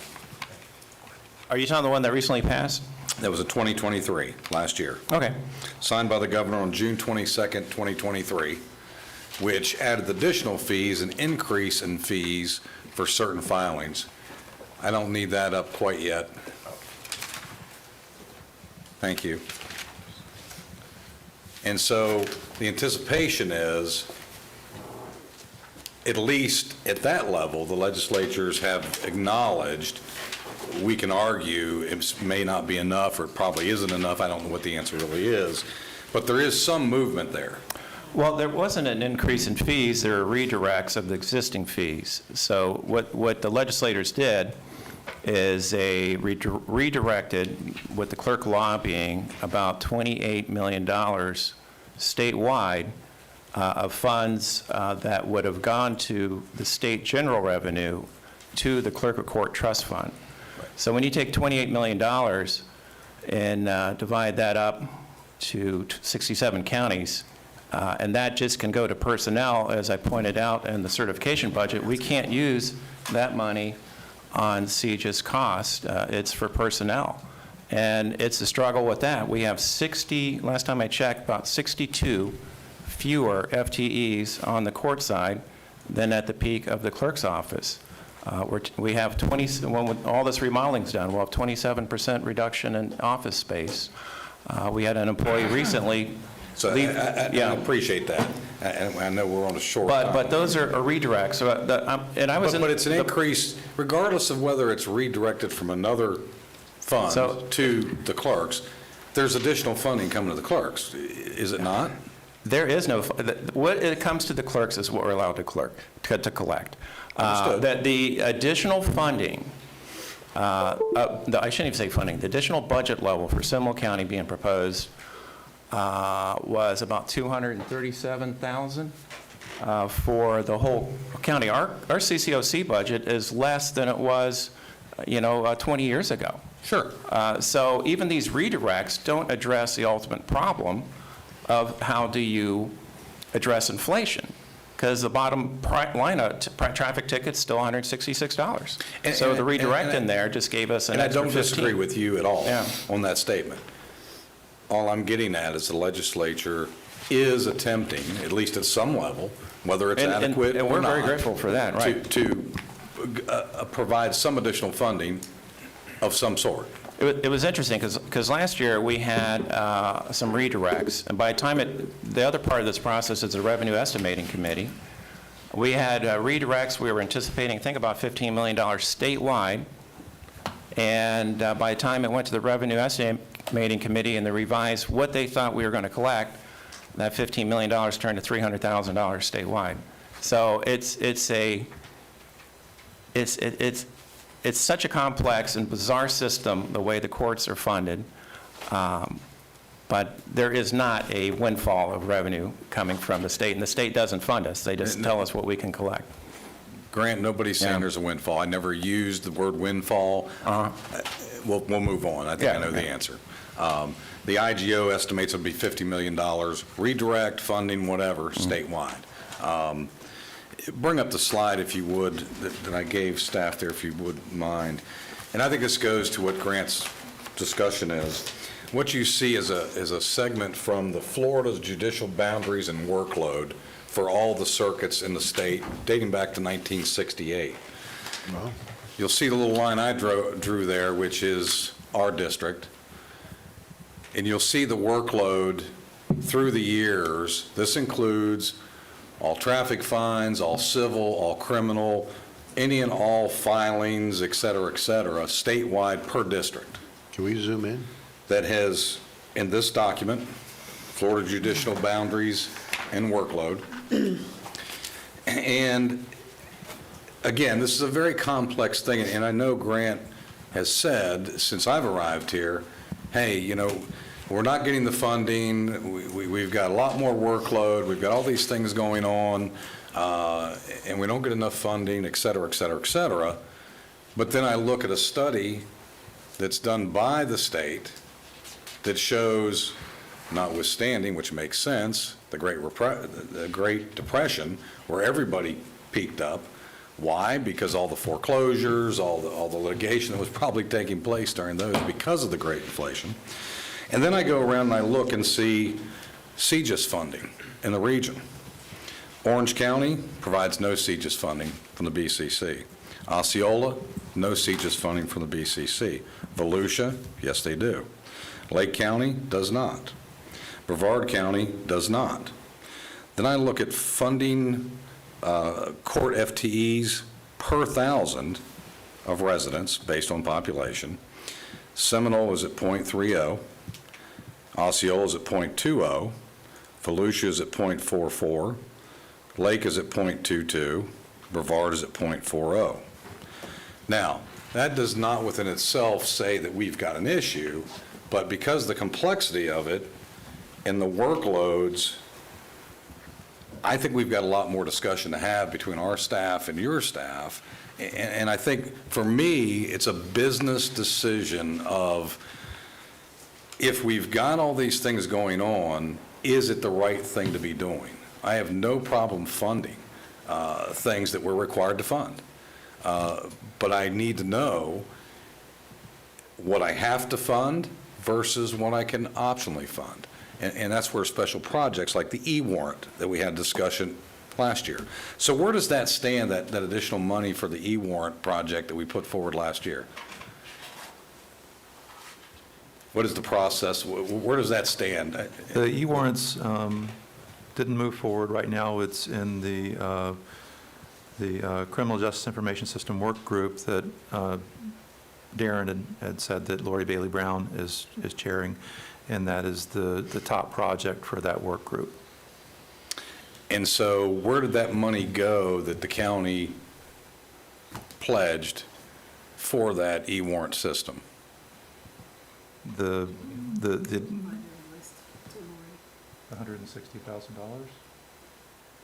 I don't, I think it was 180, 160, whatever it was.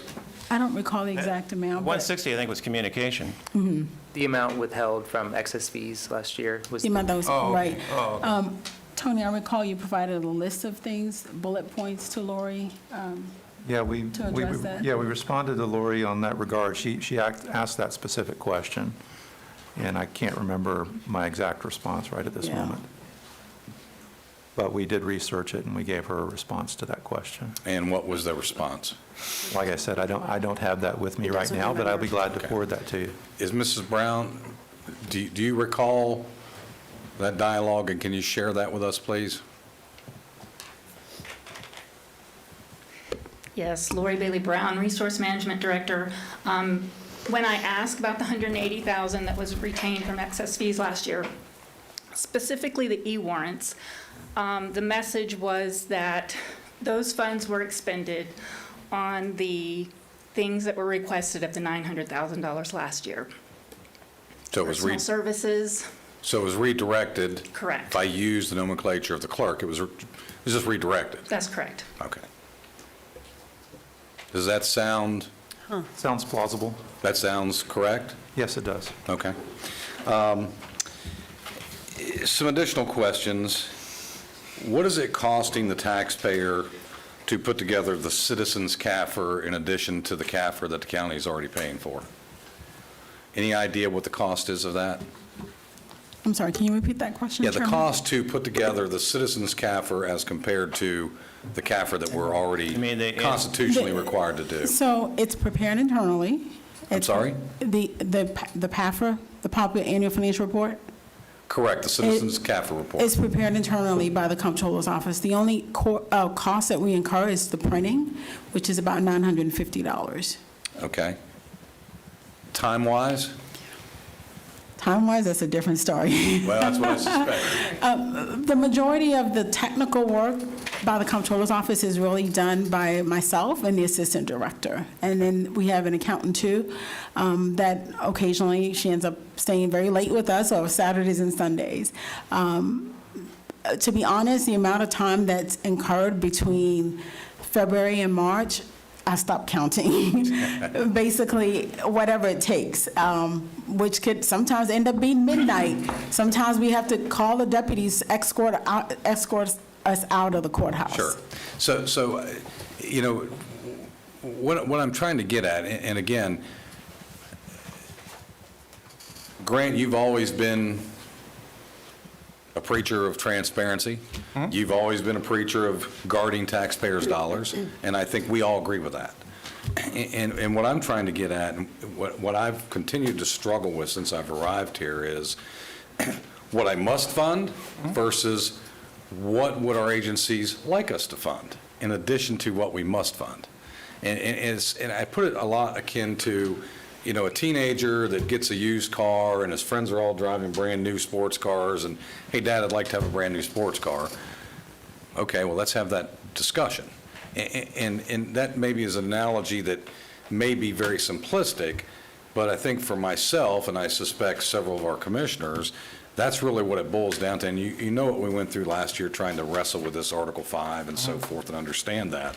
And so I would ask the staff continue to work with the clerk's office to understand what is the best for the taxpayers' dollars. Is it best that we are building our own software system as compared to buying something off the shelf that arguably is being utilized around this state and other jurisdictions, and the courts seem to be functioning just fine and moving on? And I understand there's certain things we'd like to do, and maybe even the judges and maybe even the sheriff would like to have some special thing done more efficiently, and that's great, as long as we're having that honest dialogue with this commission and saying, hey, we'd like to do this, and it's going to cost X amount of dollars. Then we have a decision to make as far as what we have to pay for. And I think that's basically the same thing that's going on at the state level, and that's why they've got statutory funding, which, if I read it and understand it, is we believe at the legislative state level, this is the funding that should be responsible to run the clerk of the court's funding, et cetera, et cetera, et cetera.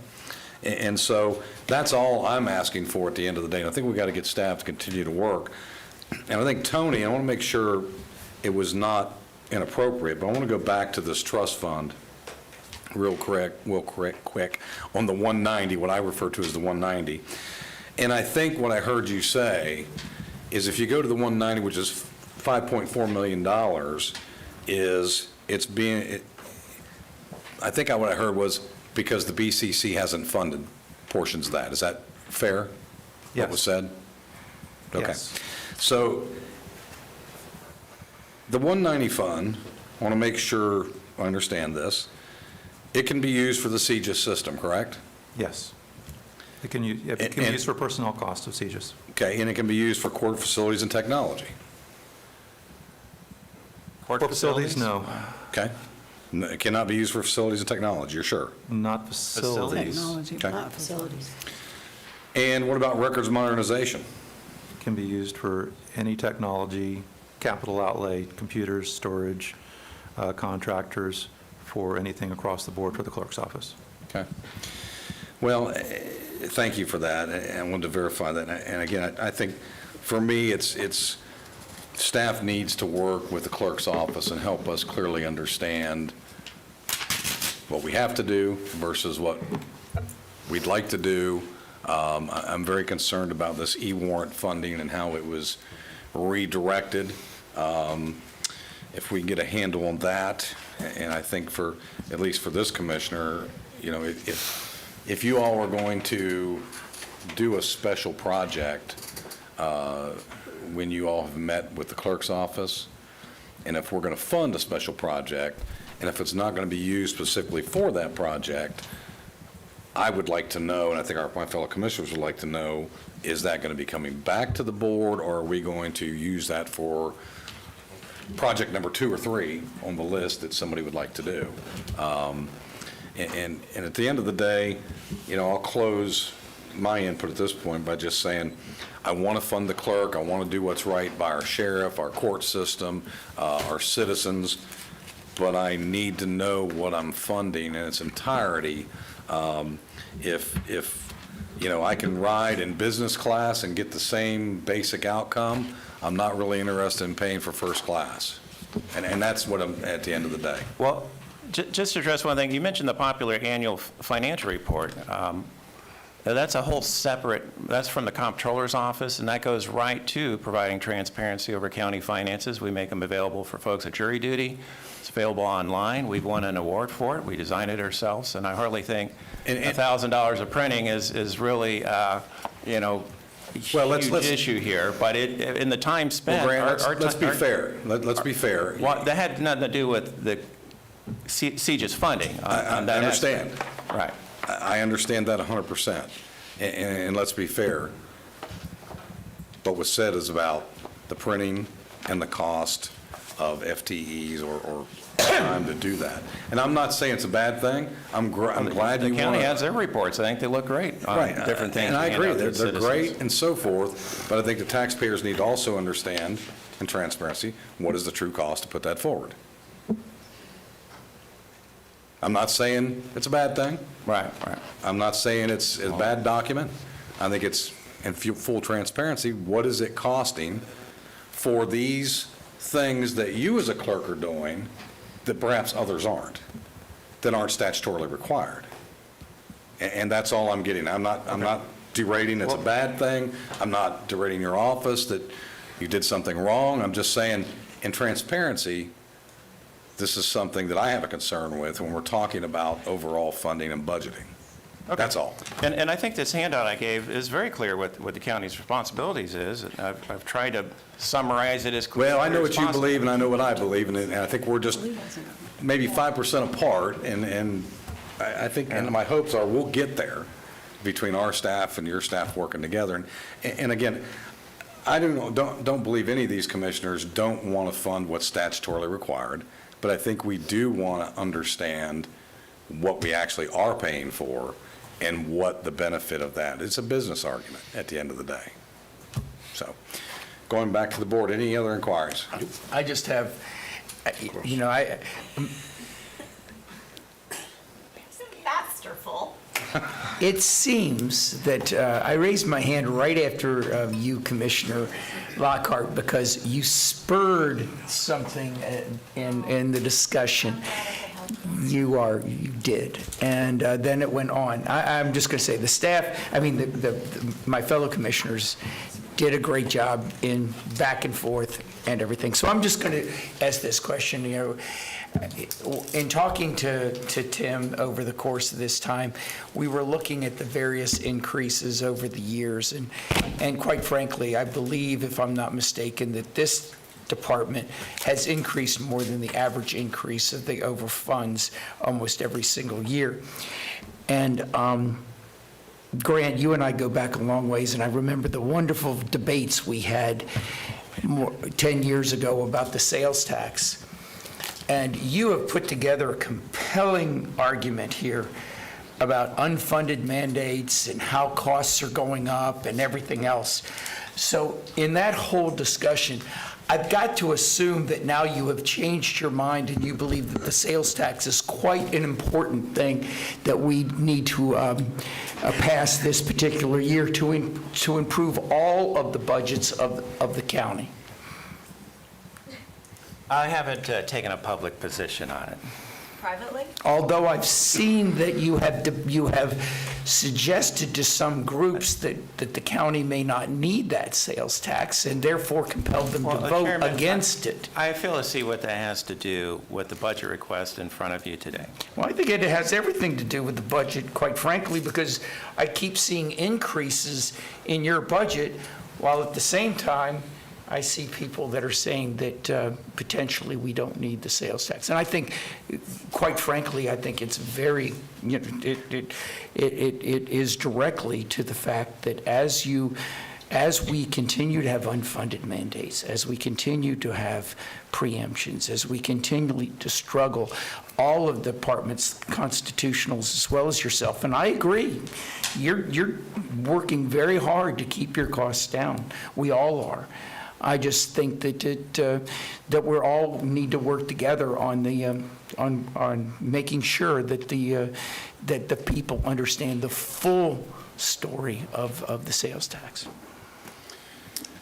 Commissioner Lockhart, I'm trying to move us along because we got a lot of ground to cover. Another question. You spurred another See, question. it can happen. There you go. Very symbiotic.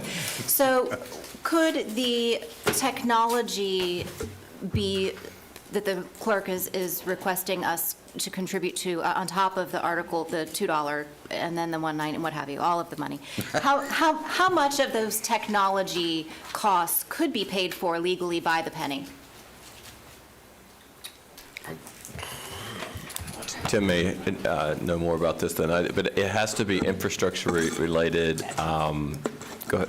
I think there is potential for the infrastructure tax to pay for capital software. Yes. So rather than out of additional money out of the general fund, Right. we could help supplement what the clerk is requesting for out of penny sales tax dollars. We would have to look very closely, but I think there is potential to fund capital software. All right, thank you very much. Anything else? Thank you all very much for being here today. I know we had some spirited conversation and no ill will meant, just good business inquiries, understand where we at and where we need to be. Thank you all very much.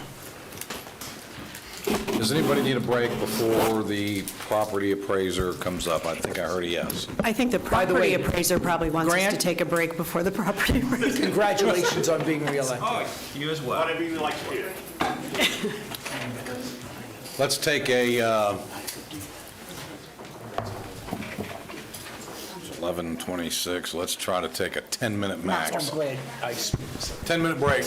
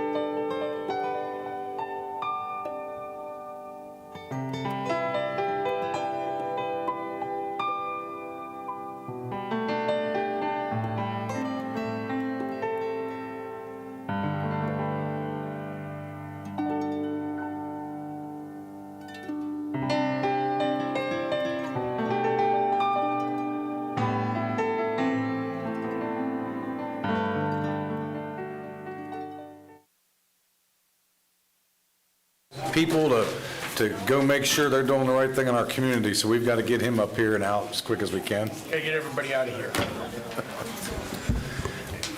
All right, Mr. David Johnson, our property appraiser. Good afternoon, sir, or good morning. Well, thankfully, it's still morning, and I'm glad to be here with you. I'll try to get us back on track here. Real quick, there was a discussion a minute ago about how big the clerk's warehouse is that we lease. It is about 30,000 square feet of space. So Thank you, David. Clean that up from the As always, you're very last informative. discussion. Thank you. I'm glad to be useful at some level. But again, thank you all very much for the opportunity. And again, as you know, we work very close with your team. And Mr. Jack's, it's a wonderful relationship. He was just telling me that we're like 99.9% accurate on most stuff, so that's great. So that's a great working relationship. So let's go quickly through my budget. As you know, my budget and the tax collector's budgets are approved by the Department of Revenue. My budget is due June 1st to the department, and I'll certainly let the collector talk for himself, but his is due August 1st.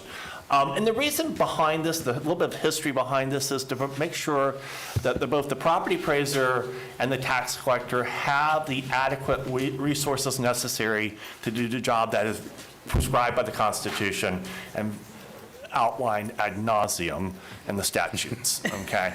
So, but the timeline is this. So June 1st, it's due. July 15th, that we send a copy to you and to the department at the same time.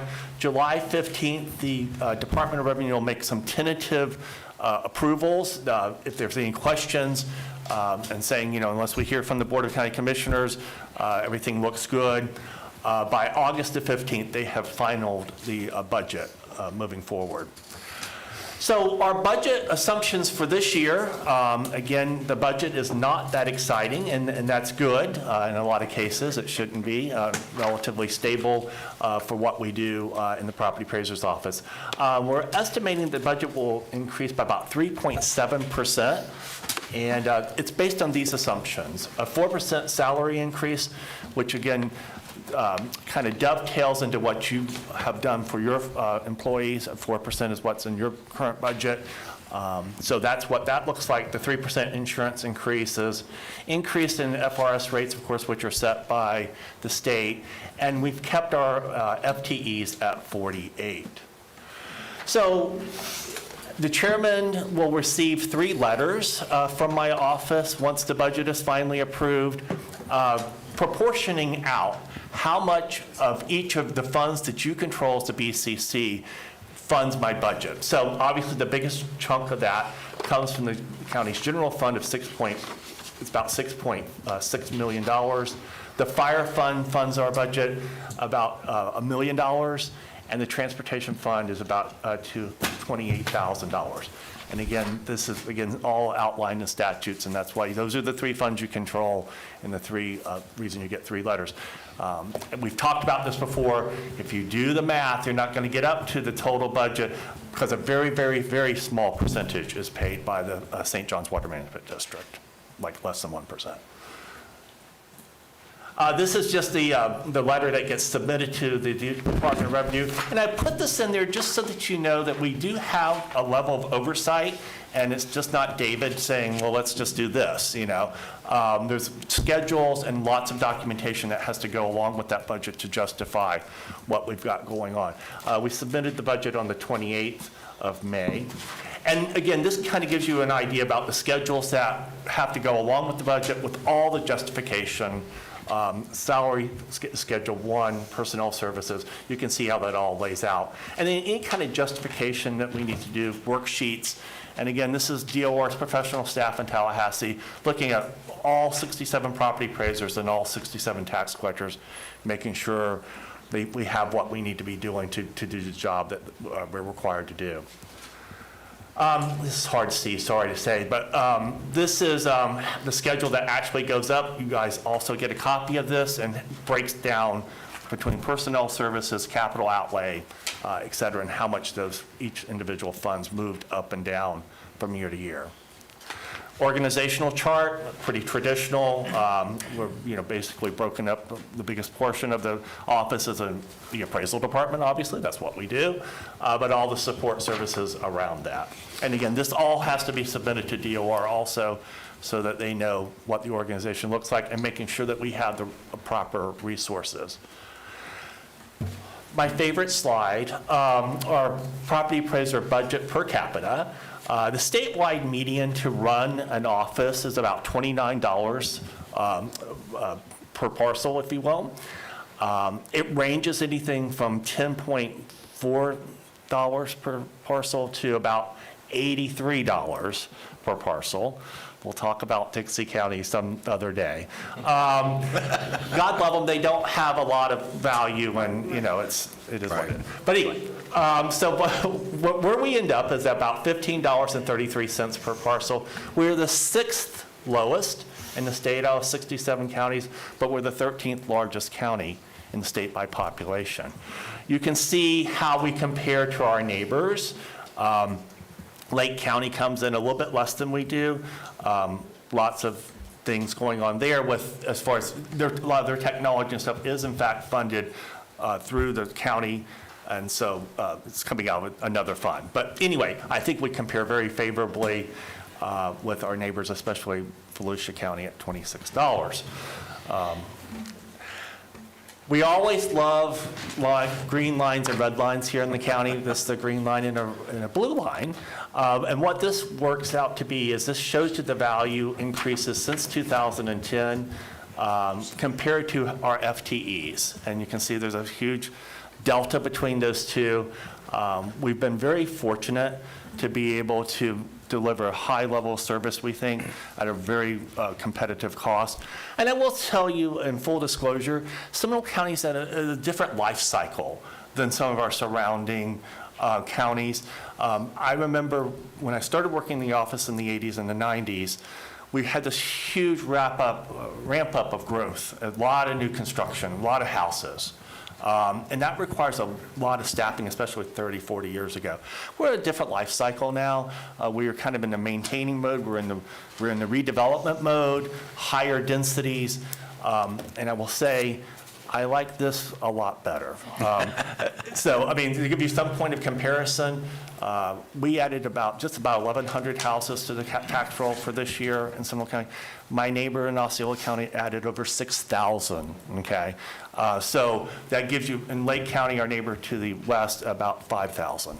So that's just where we are. But the good thing is you need to be able to pivot as an organization and react to those changes, and I think we've done that fairly effectively. This gives you an idea about what has happened to the taxable values over the last couple of years. You can see, as Mr. Jex projected out, about an 8% growth this year. That's down certainly from 23 and 22, but that's a good still number, and we're projecting out 6 and 7% moving forward. And if you look again at our history as a county, that's a pretty reasonable conclusion. In fact, we are finalizing the preliminary tax roll today, and you'll be getting the final preliminary numbers in the next week or so. Website, we're very proud of this website. Again, transparency has been kind of a theme today.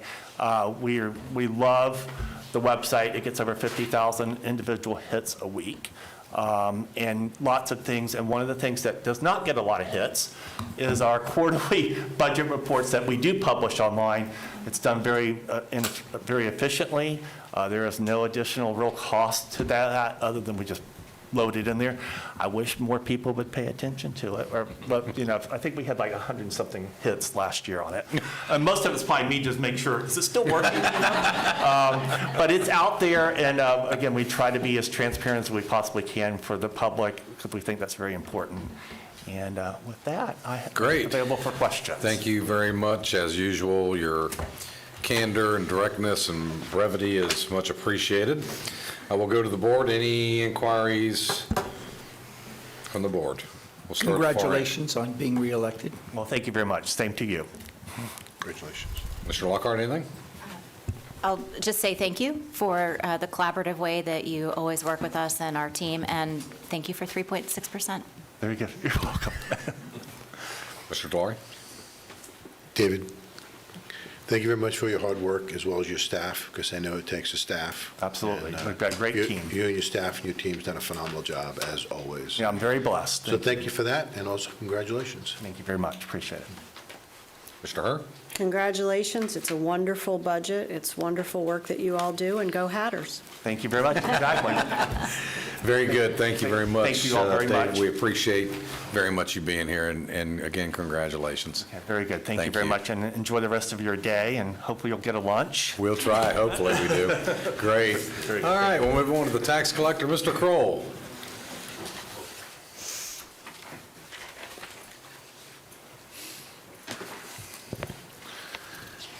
Welcome, sir, and our apologies of maybe not being able to get you on with your day sooner than you otherwise would have liked to, but please No, that's proceed. okay.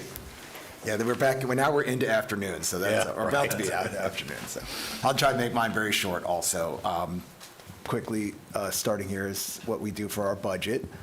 Just like David said, very similar, with our budgets, except a couple of difference on the dates. But the statutes require that we submit our budget to the Department of Revenue, and our budget is due August 1st. So we're not finished with we haven't actually even started on our budget yet. We're still waiting to usually get that done in July, and then that's when we're ready to submit. So they'll review the budget and do the changes, any changes that they would deem that were excessive or anything would be determined by the Department of Revenue.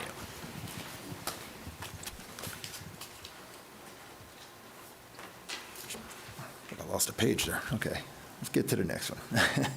So our budget timetable, August 1st, obviously the budget is due to the department, and we also turn it over to you, the Board of County Commissioners. By September 15th, the tentative budget approval is due back to the tax collector with notice to the Board of County Commission. The 15th to the 30th, any additional information that needs to be, this is going to be done to the department. And then by September 30th, the fiscal year closes, and this is our deadline for submitting any budget amendments. And then by October 1st, our budget becomes operational.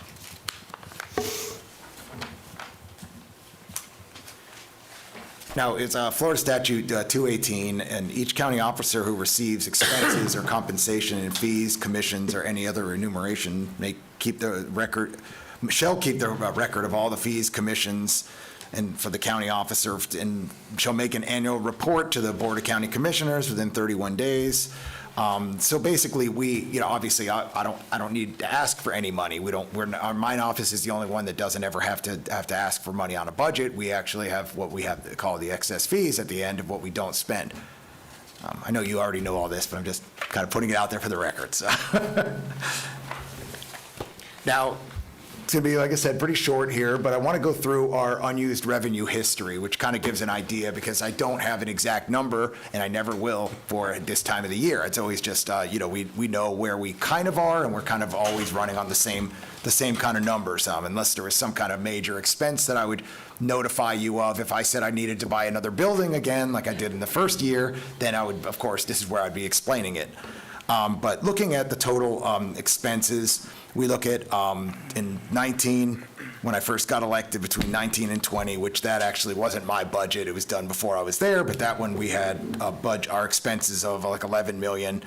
And then, of course, we had a little bit higher, but also still an 11 million. Then the following year, the 21, 22, our expenses were a lot lower because we had just bought that building in 2021.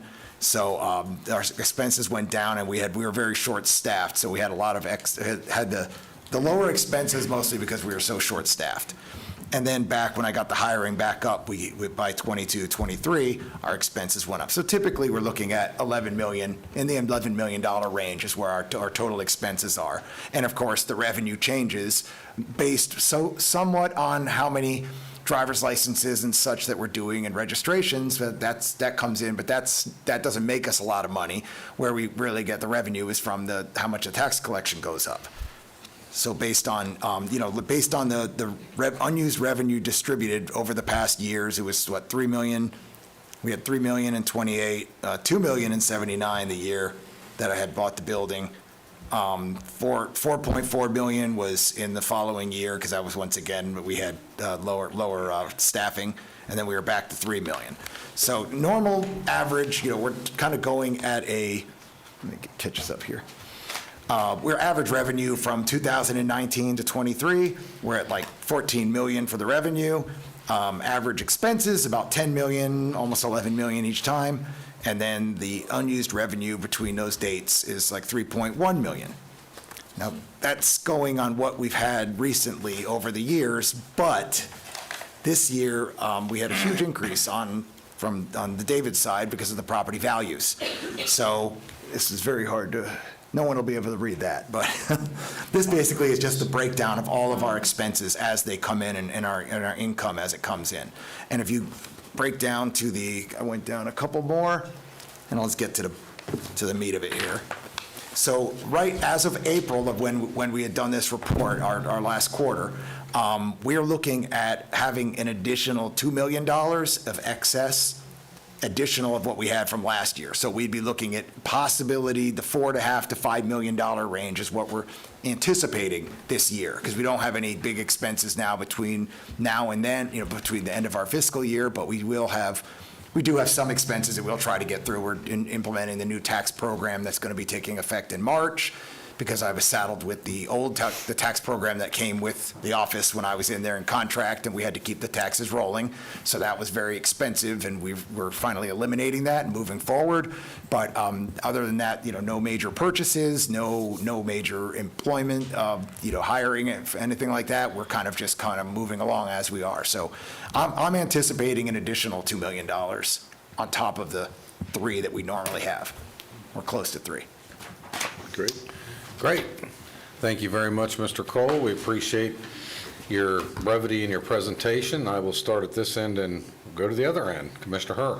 I appreciate the additional $2 million, so Everyone great usually work. does, yeah. Yeah, great work, and we know there was a lot of doing and undoing to get to this point, and we congratulate you on that. Congratulations on your reelection. I'll beat you to it. How about that? JR, congratulations, well done. Thank you and your staff. I'm sure I know the citizens appreciate it. And, Thank you. Well done. Thank you very much. While you certainly don't ask for money from us, we know from your predecessor that you could still cost us quite a bit of money. So we That's why I went through the appreciate, expenses. we appreciate you doing the work that you're doing, very much. And congratulations as Thank you. well. It's a pleasure working with you, Jared. Yeah, thank you. Congratulations, Steve. Certainly a breath of fresh air of a professional operation now over there that is so well needed for this community. So thank you very much. And again, congratulations on your reelection. Thank you very much. Thank you very much. All right, we're ready for the sheriff. All right. He really had nowhere to go but up, didn't he? He's got 15 minutes, right? This is it for this morning. Well, maybe 16. 16 minutes? Well, I think I can still say good morning, right? We're still. Technically, yeah. Welcome.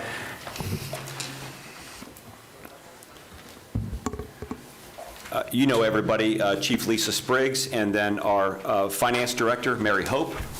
And in the interest of brevity, I'm going to try to do something that I've never done before. I take clues from my county commissioners, and many of you have independently said, hey, let's try to move it along, right?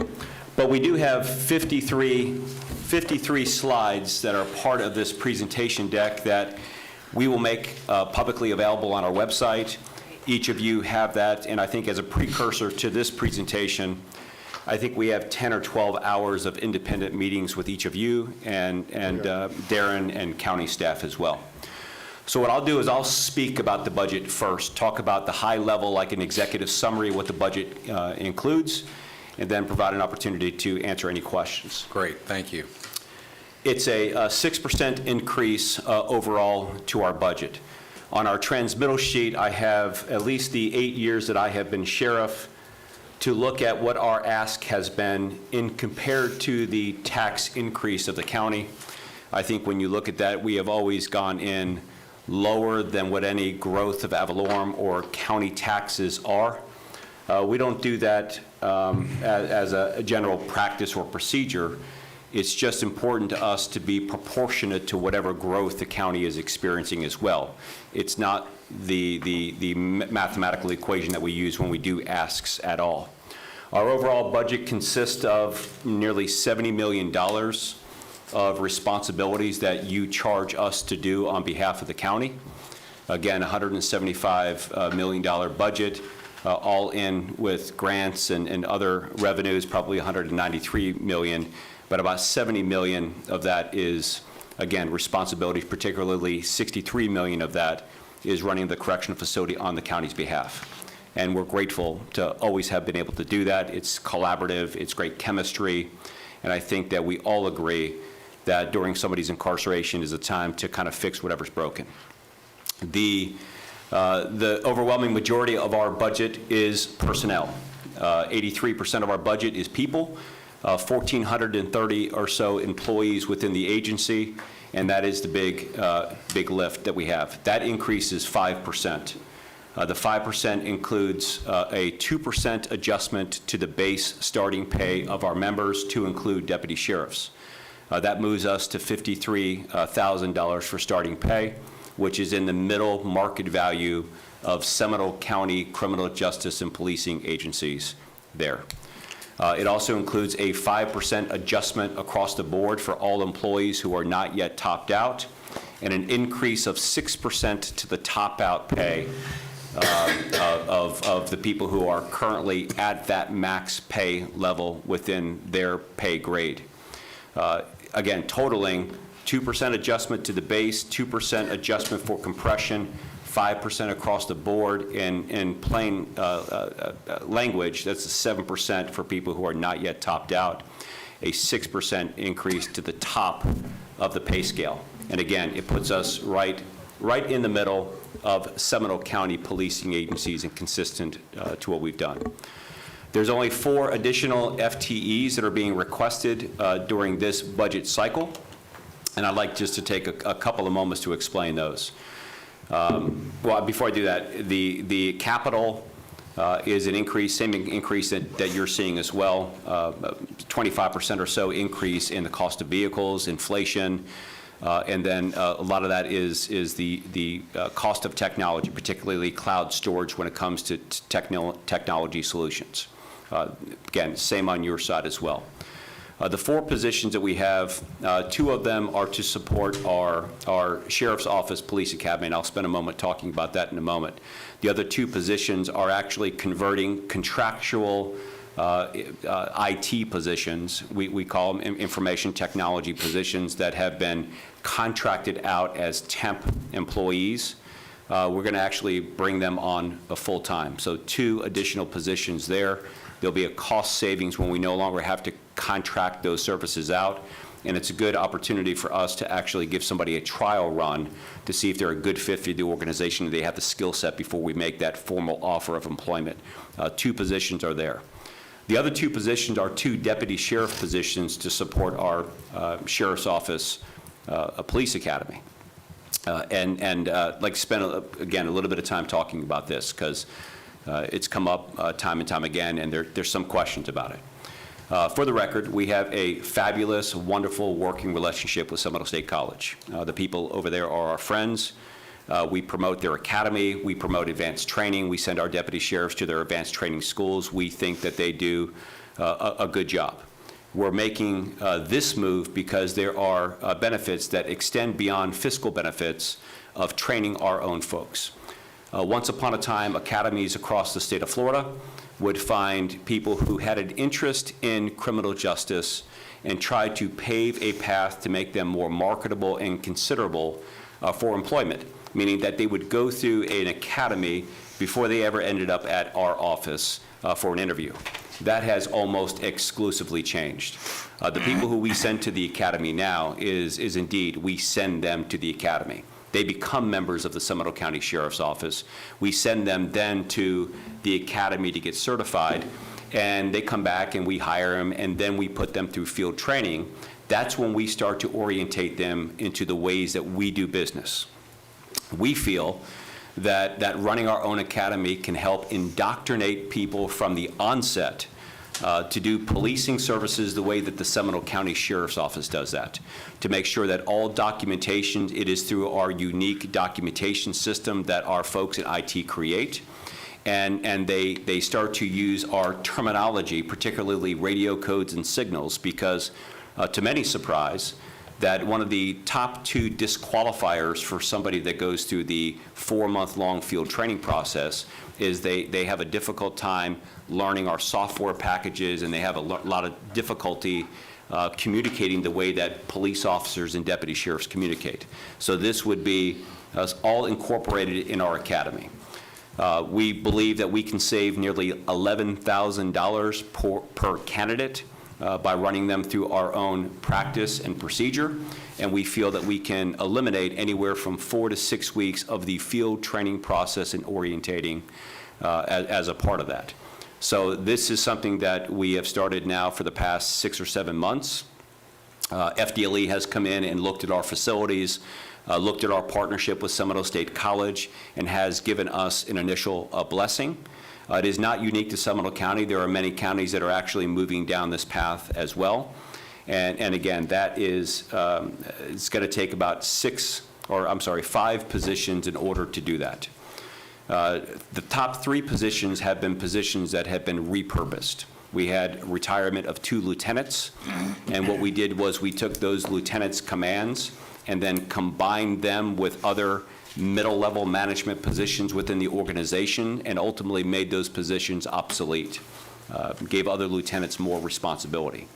We also took a support position from our Department of Corrections and converted that for a total of 3 positions to help support the 5 positions needed to run the academy.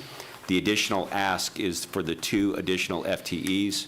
The majority of the cost for those will be offset with the cost savings of $11,000 per recruit, and the cost saving of not having to put somebody through the 4 to 6 weeks onset of field training. So that's a big part of what this request is here. Again, we have each slide that breaks down our number of people, our positions, our organizational breakdown. That's those 50-plus slides that go from division to division to section to section. Our general philosophy has been and will always be to try to, each and every year, modernize our roles, see what positions that have become obsolete, see if we can use technology to replace those positions or to repurpose positions, which brings me to the last point that we've done. All of you have been incredibly and vocally and actively involved with the work that we've done with addressing mental health and substance use disorder. And for that, our team is incredibly grateful. You have used your voice and your positions to help support that. Darren Gray has been just a phenomenal county manager. I'm grateful for your advocacy and your service and your partnership, quite frankly. And the conversations and partnership with Advent Health have been now shifted from us to the county manager and his staff. He's taken the lead on any conversations moving forward. We knew that there was money set aside with the ARPA that you were kind enough to provide, the $9 million to get us up and going. We overstepped our position initially on that, and I've apologized for that and kind of backed that out a little bit and talked to the county manager, so he and his team are taking the lead with us as partners in that space. I think when we looked at as a qualifying county, the settlement money that was there, of course, there is no guarantee. There's still concerns of bankruptcies. I think that the conversation now is conversations centered around sustainability, which was what many of the commissioners had asked for. And I think it's an incredibly important topic of conversation, quite frankly, one that we had not had before you asked the question. So I think that that's kind of where it's at now. Part of our request is counting on continued funding from the opioid settlement money to support our SCORE team. That's the wraparound services. Broadly, we are experiencing great success in Seminole County when other areas are not experiencing similar success. 3 points that I want to place. There's about a 30% reduction in overdoses and poisonings in Seminole County, about a 30% reduction. That's pretty significant. The volume of number is still a large volume, but 30% reduction of anything is a pretty good benchmark that what we're doing is working. Two, there's about a 22% reduction in fatalities. I think that the reduction of fatalities is a combination of things, is we're getting people access through our partnership with Advent Health of medical-based treatment therapy combined with cognitive behavioral therapy, as well as greater access to the life-saving drug naloxone. We've seen a shift in public safety professionals, both fire and police, doing about 25% less deployments of naloxone, when there's about a 25% increase in everyday average citizens actually deploying the life-saving drug.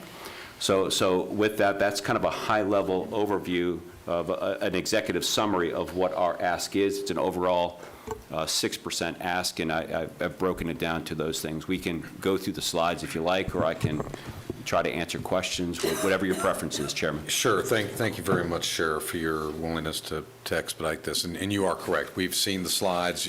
Your staff has been very gracious. I know at my office have spent a great deal of time and kept us updated, including the latest update this past week from Ms. Spriggs. Congratulations on your reelection, number one. Thank you. Number two, I really am thrilled about this academy idea from the standpoint of, we all know, unfortunately, what young men and women are seeing in the news media and have, for those reasons, often chosen not to go down a path of public safety. And I think with you and your own academy working with Seminole State, I think we do have a way to have a paradigm shift in getting those recruits acclimated, so we don't have them go through a training, then all of a sudden they just say, well, you know what, I'm going to go be a carpenter instead, or I'm going to go be an attorney, or whatever the case might be. So I applaud you for taking that on and building those efficiencies, as well as being able to have those efficiencies and fast-tracking the whole process. I think that's a great attribute. So with that, again, thank you very much. I will start at the far end with Commissioner Constantine. We'll come back this way this time. Okay, thank you very much. And Sheriff, again, congratulations to you and all your staff, and congratulations on being reelected. I asked Sheriff Spriggs to break down into silos the the academy. And I did receive that, and I think she did send it to all the other commissioners. So I just wanted to, and then subsequent to that, I had a conversation with the president of Seminole State College, which all of us, work with very well also. And it seems that some of the concerns have been smoothed over since our first conversation. I guess the question I would have here is, in the direct academy costs, there is like an academy upstart cost of $225,000, but the budget impact indicates that it's only $25,000. And I was just wondering where the difference comes from in that.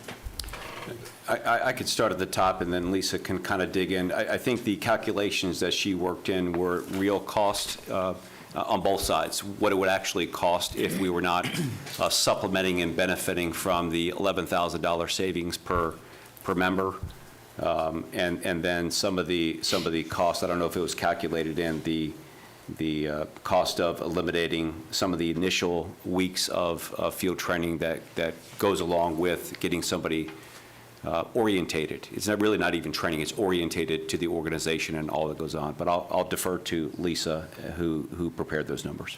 Yeah, so specific to the direct costs that were startup, the $200,000 difference is related to vehicles. So we would be purchasing new vehicles, but we would also be able to retain some of the vehicles on our replacement schedule. So budgetary impact, we would have already been buying new vehicles to begin with. So we would just not sell the vehicles needed to run the academy, if that makes sense. And Chief, thank you for that, because that was the only one that was. Because you asked for full cost. Yes. Like regardless of budget impact. Absolutely. So, yeah. And I appreciate it. And that's what I'm saying. I could understand the redirection of the positions. I got the total staffing and the supplies, which are, there. The ROI reflecting the shorter period of time in their use and the reduction per student cost. I got all that, but the Academy Upstart, there wasn't any specifics in there, so I just wanted to make sure that I understood that. And I want to, because I did want the fellow commissioners, did you send it to them? Mm-hmm. Okay, good. All right, thank you very much. Send it to me one more time. Okay. And that's it. Thank you. Commissioner Lockhart. It's entirely possible that it's sitting in my inbox down at the bottom. I don't recall having seen that. Thank you, Sheriff, as always, for the great work that you do. I know you've got a lot of responsibility with your entire team, and it's you. And I'm not saying this to be a negative in any way, shape, or form, but you make up such a huge portion of our budget, not for any other reason other than it is probably one of the most important things that county government funds is safety between you and our fire and EMS and our emergency management. I mean, that's pretty much why that's the primary focus for us being here. So I don't begrudge you taking that portion of the budget. It just will seem odd that we have spent so much time this morning talking about the smallest parts of our budget, and yet I don't feel compelled to dissect as much what it is that you're doing here. The Academy, of course, is something new that you're endeavoring on. I congratulate you for taking those steps. I do feel that as a trustee at Seminole State, I should comment and say that the college is fully committed to making sure that the programs that we are offering our community, not just Seminole County, but surrounding agencies who utilize our academy are top-notch, and we are committed to making sure that we continue to provide and further provide the customer service-oriented delivery of instruction that we know our agencies need. And so I will personally make that commitment to you and the other agencies moving forward. Thank you so much, Commissioner. And again, I'm grateful for that relationship with Seminole State and quite frankly, the commissioners. This is probably one of the most important things that we do at the Sheriff's Office each and every year. And to make sure that we're putting the safety of the citizens first is so incredibly important. And to the point of the college, I mean, they've got wonderful programs that are out there. My son is a student at Seminole State College, and we still plan to hire additional people from the academy that is being run by Seminole State College. I think I've said it before, and I haven't said it during this presentation, but we're experiencing about 5 times the turnover rate as what we did 20 years ago. And I think that as we continue to incentivize people from across the country to relocate to the great free state of Florida, more and more people are going to be picking up their policing professions here. Just a quick follow-up on that. I part of this three-legged stool that I feel like I'm sitting on as a commissioner and a trustee, and of course helping to support the sheriff with his budget, is that we have the assets of the firing range and the driving track, that we have a lease agreement with the college, and it is probably time for us to modernize that agreement. And so I'll be looking forward to the county manager's team working with the college and all of the agencies who utilize that team, those facilities, making sure that the agreement really reflects what it is that the needs are today. I've had some detailed conversations with the sheriff and some of his team members, as well as Dr. Lorenz and some of our team members, and it just seems like, we're trying very hard to live by the black and white words of that agreement, but some of it just doesn't make sense anymore. So as a part of this change, this implementation of this new academy, that might be the perfect opportunity for us to look at that. Commissioner Delary. Thank you, Mr. Chairman. First of all, Sheriff, thank you for being here, and thank you for the budget that you're presenting, but more importantly, thanking you and your staff for all your hard work that you do day in and day out, day after day, to keeping this county where it is from a safety standpoint.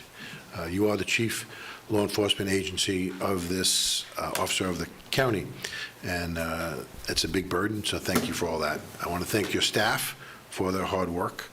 And yes, we're not going deep into your budget right here, but I can assure the public that I have met with you personally and Ms. Spriggs for 2.5 hours to go over your budget, and we went over every line item. So thank you for making the time for me and explaining the budget in great detail for me.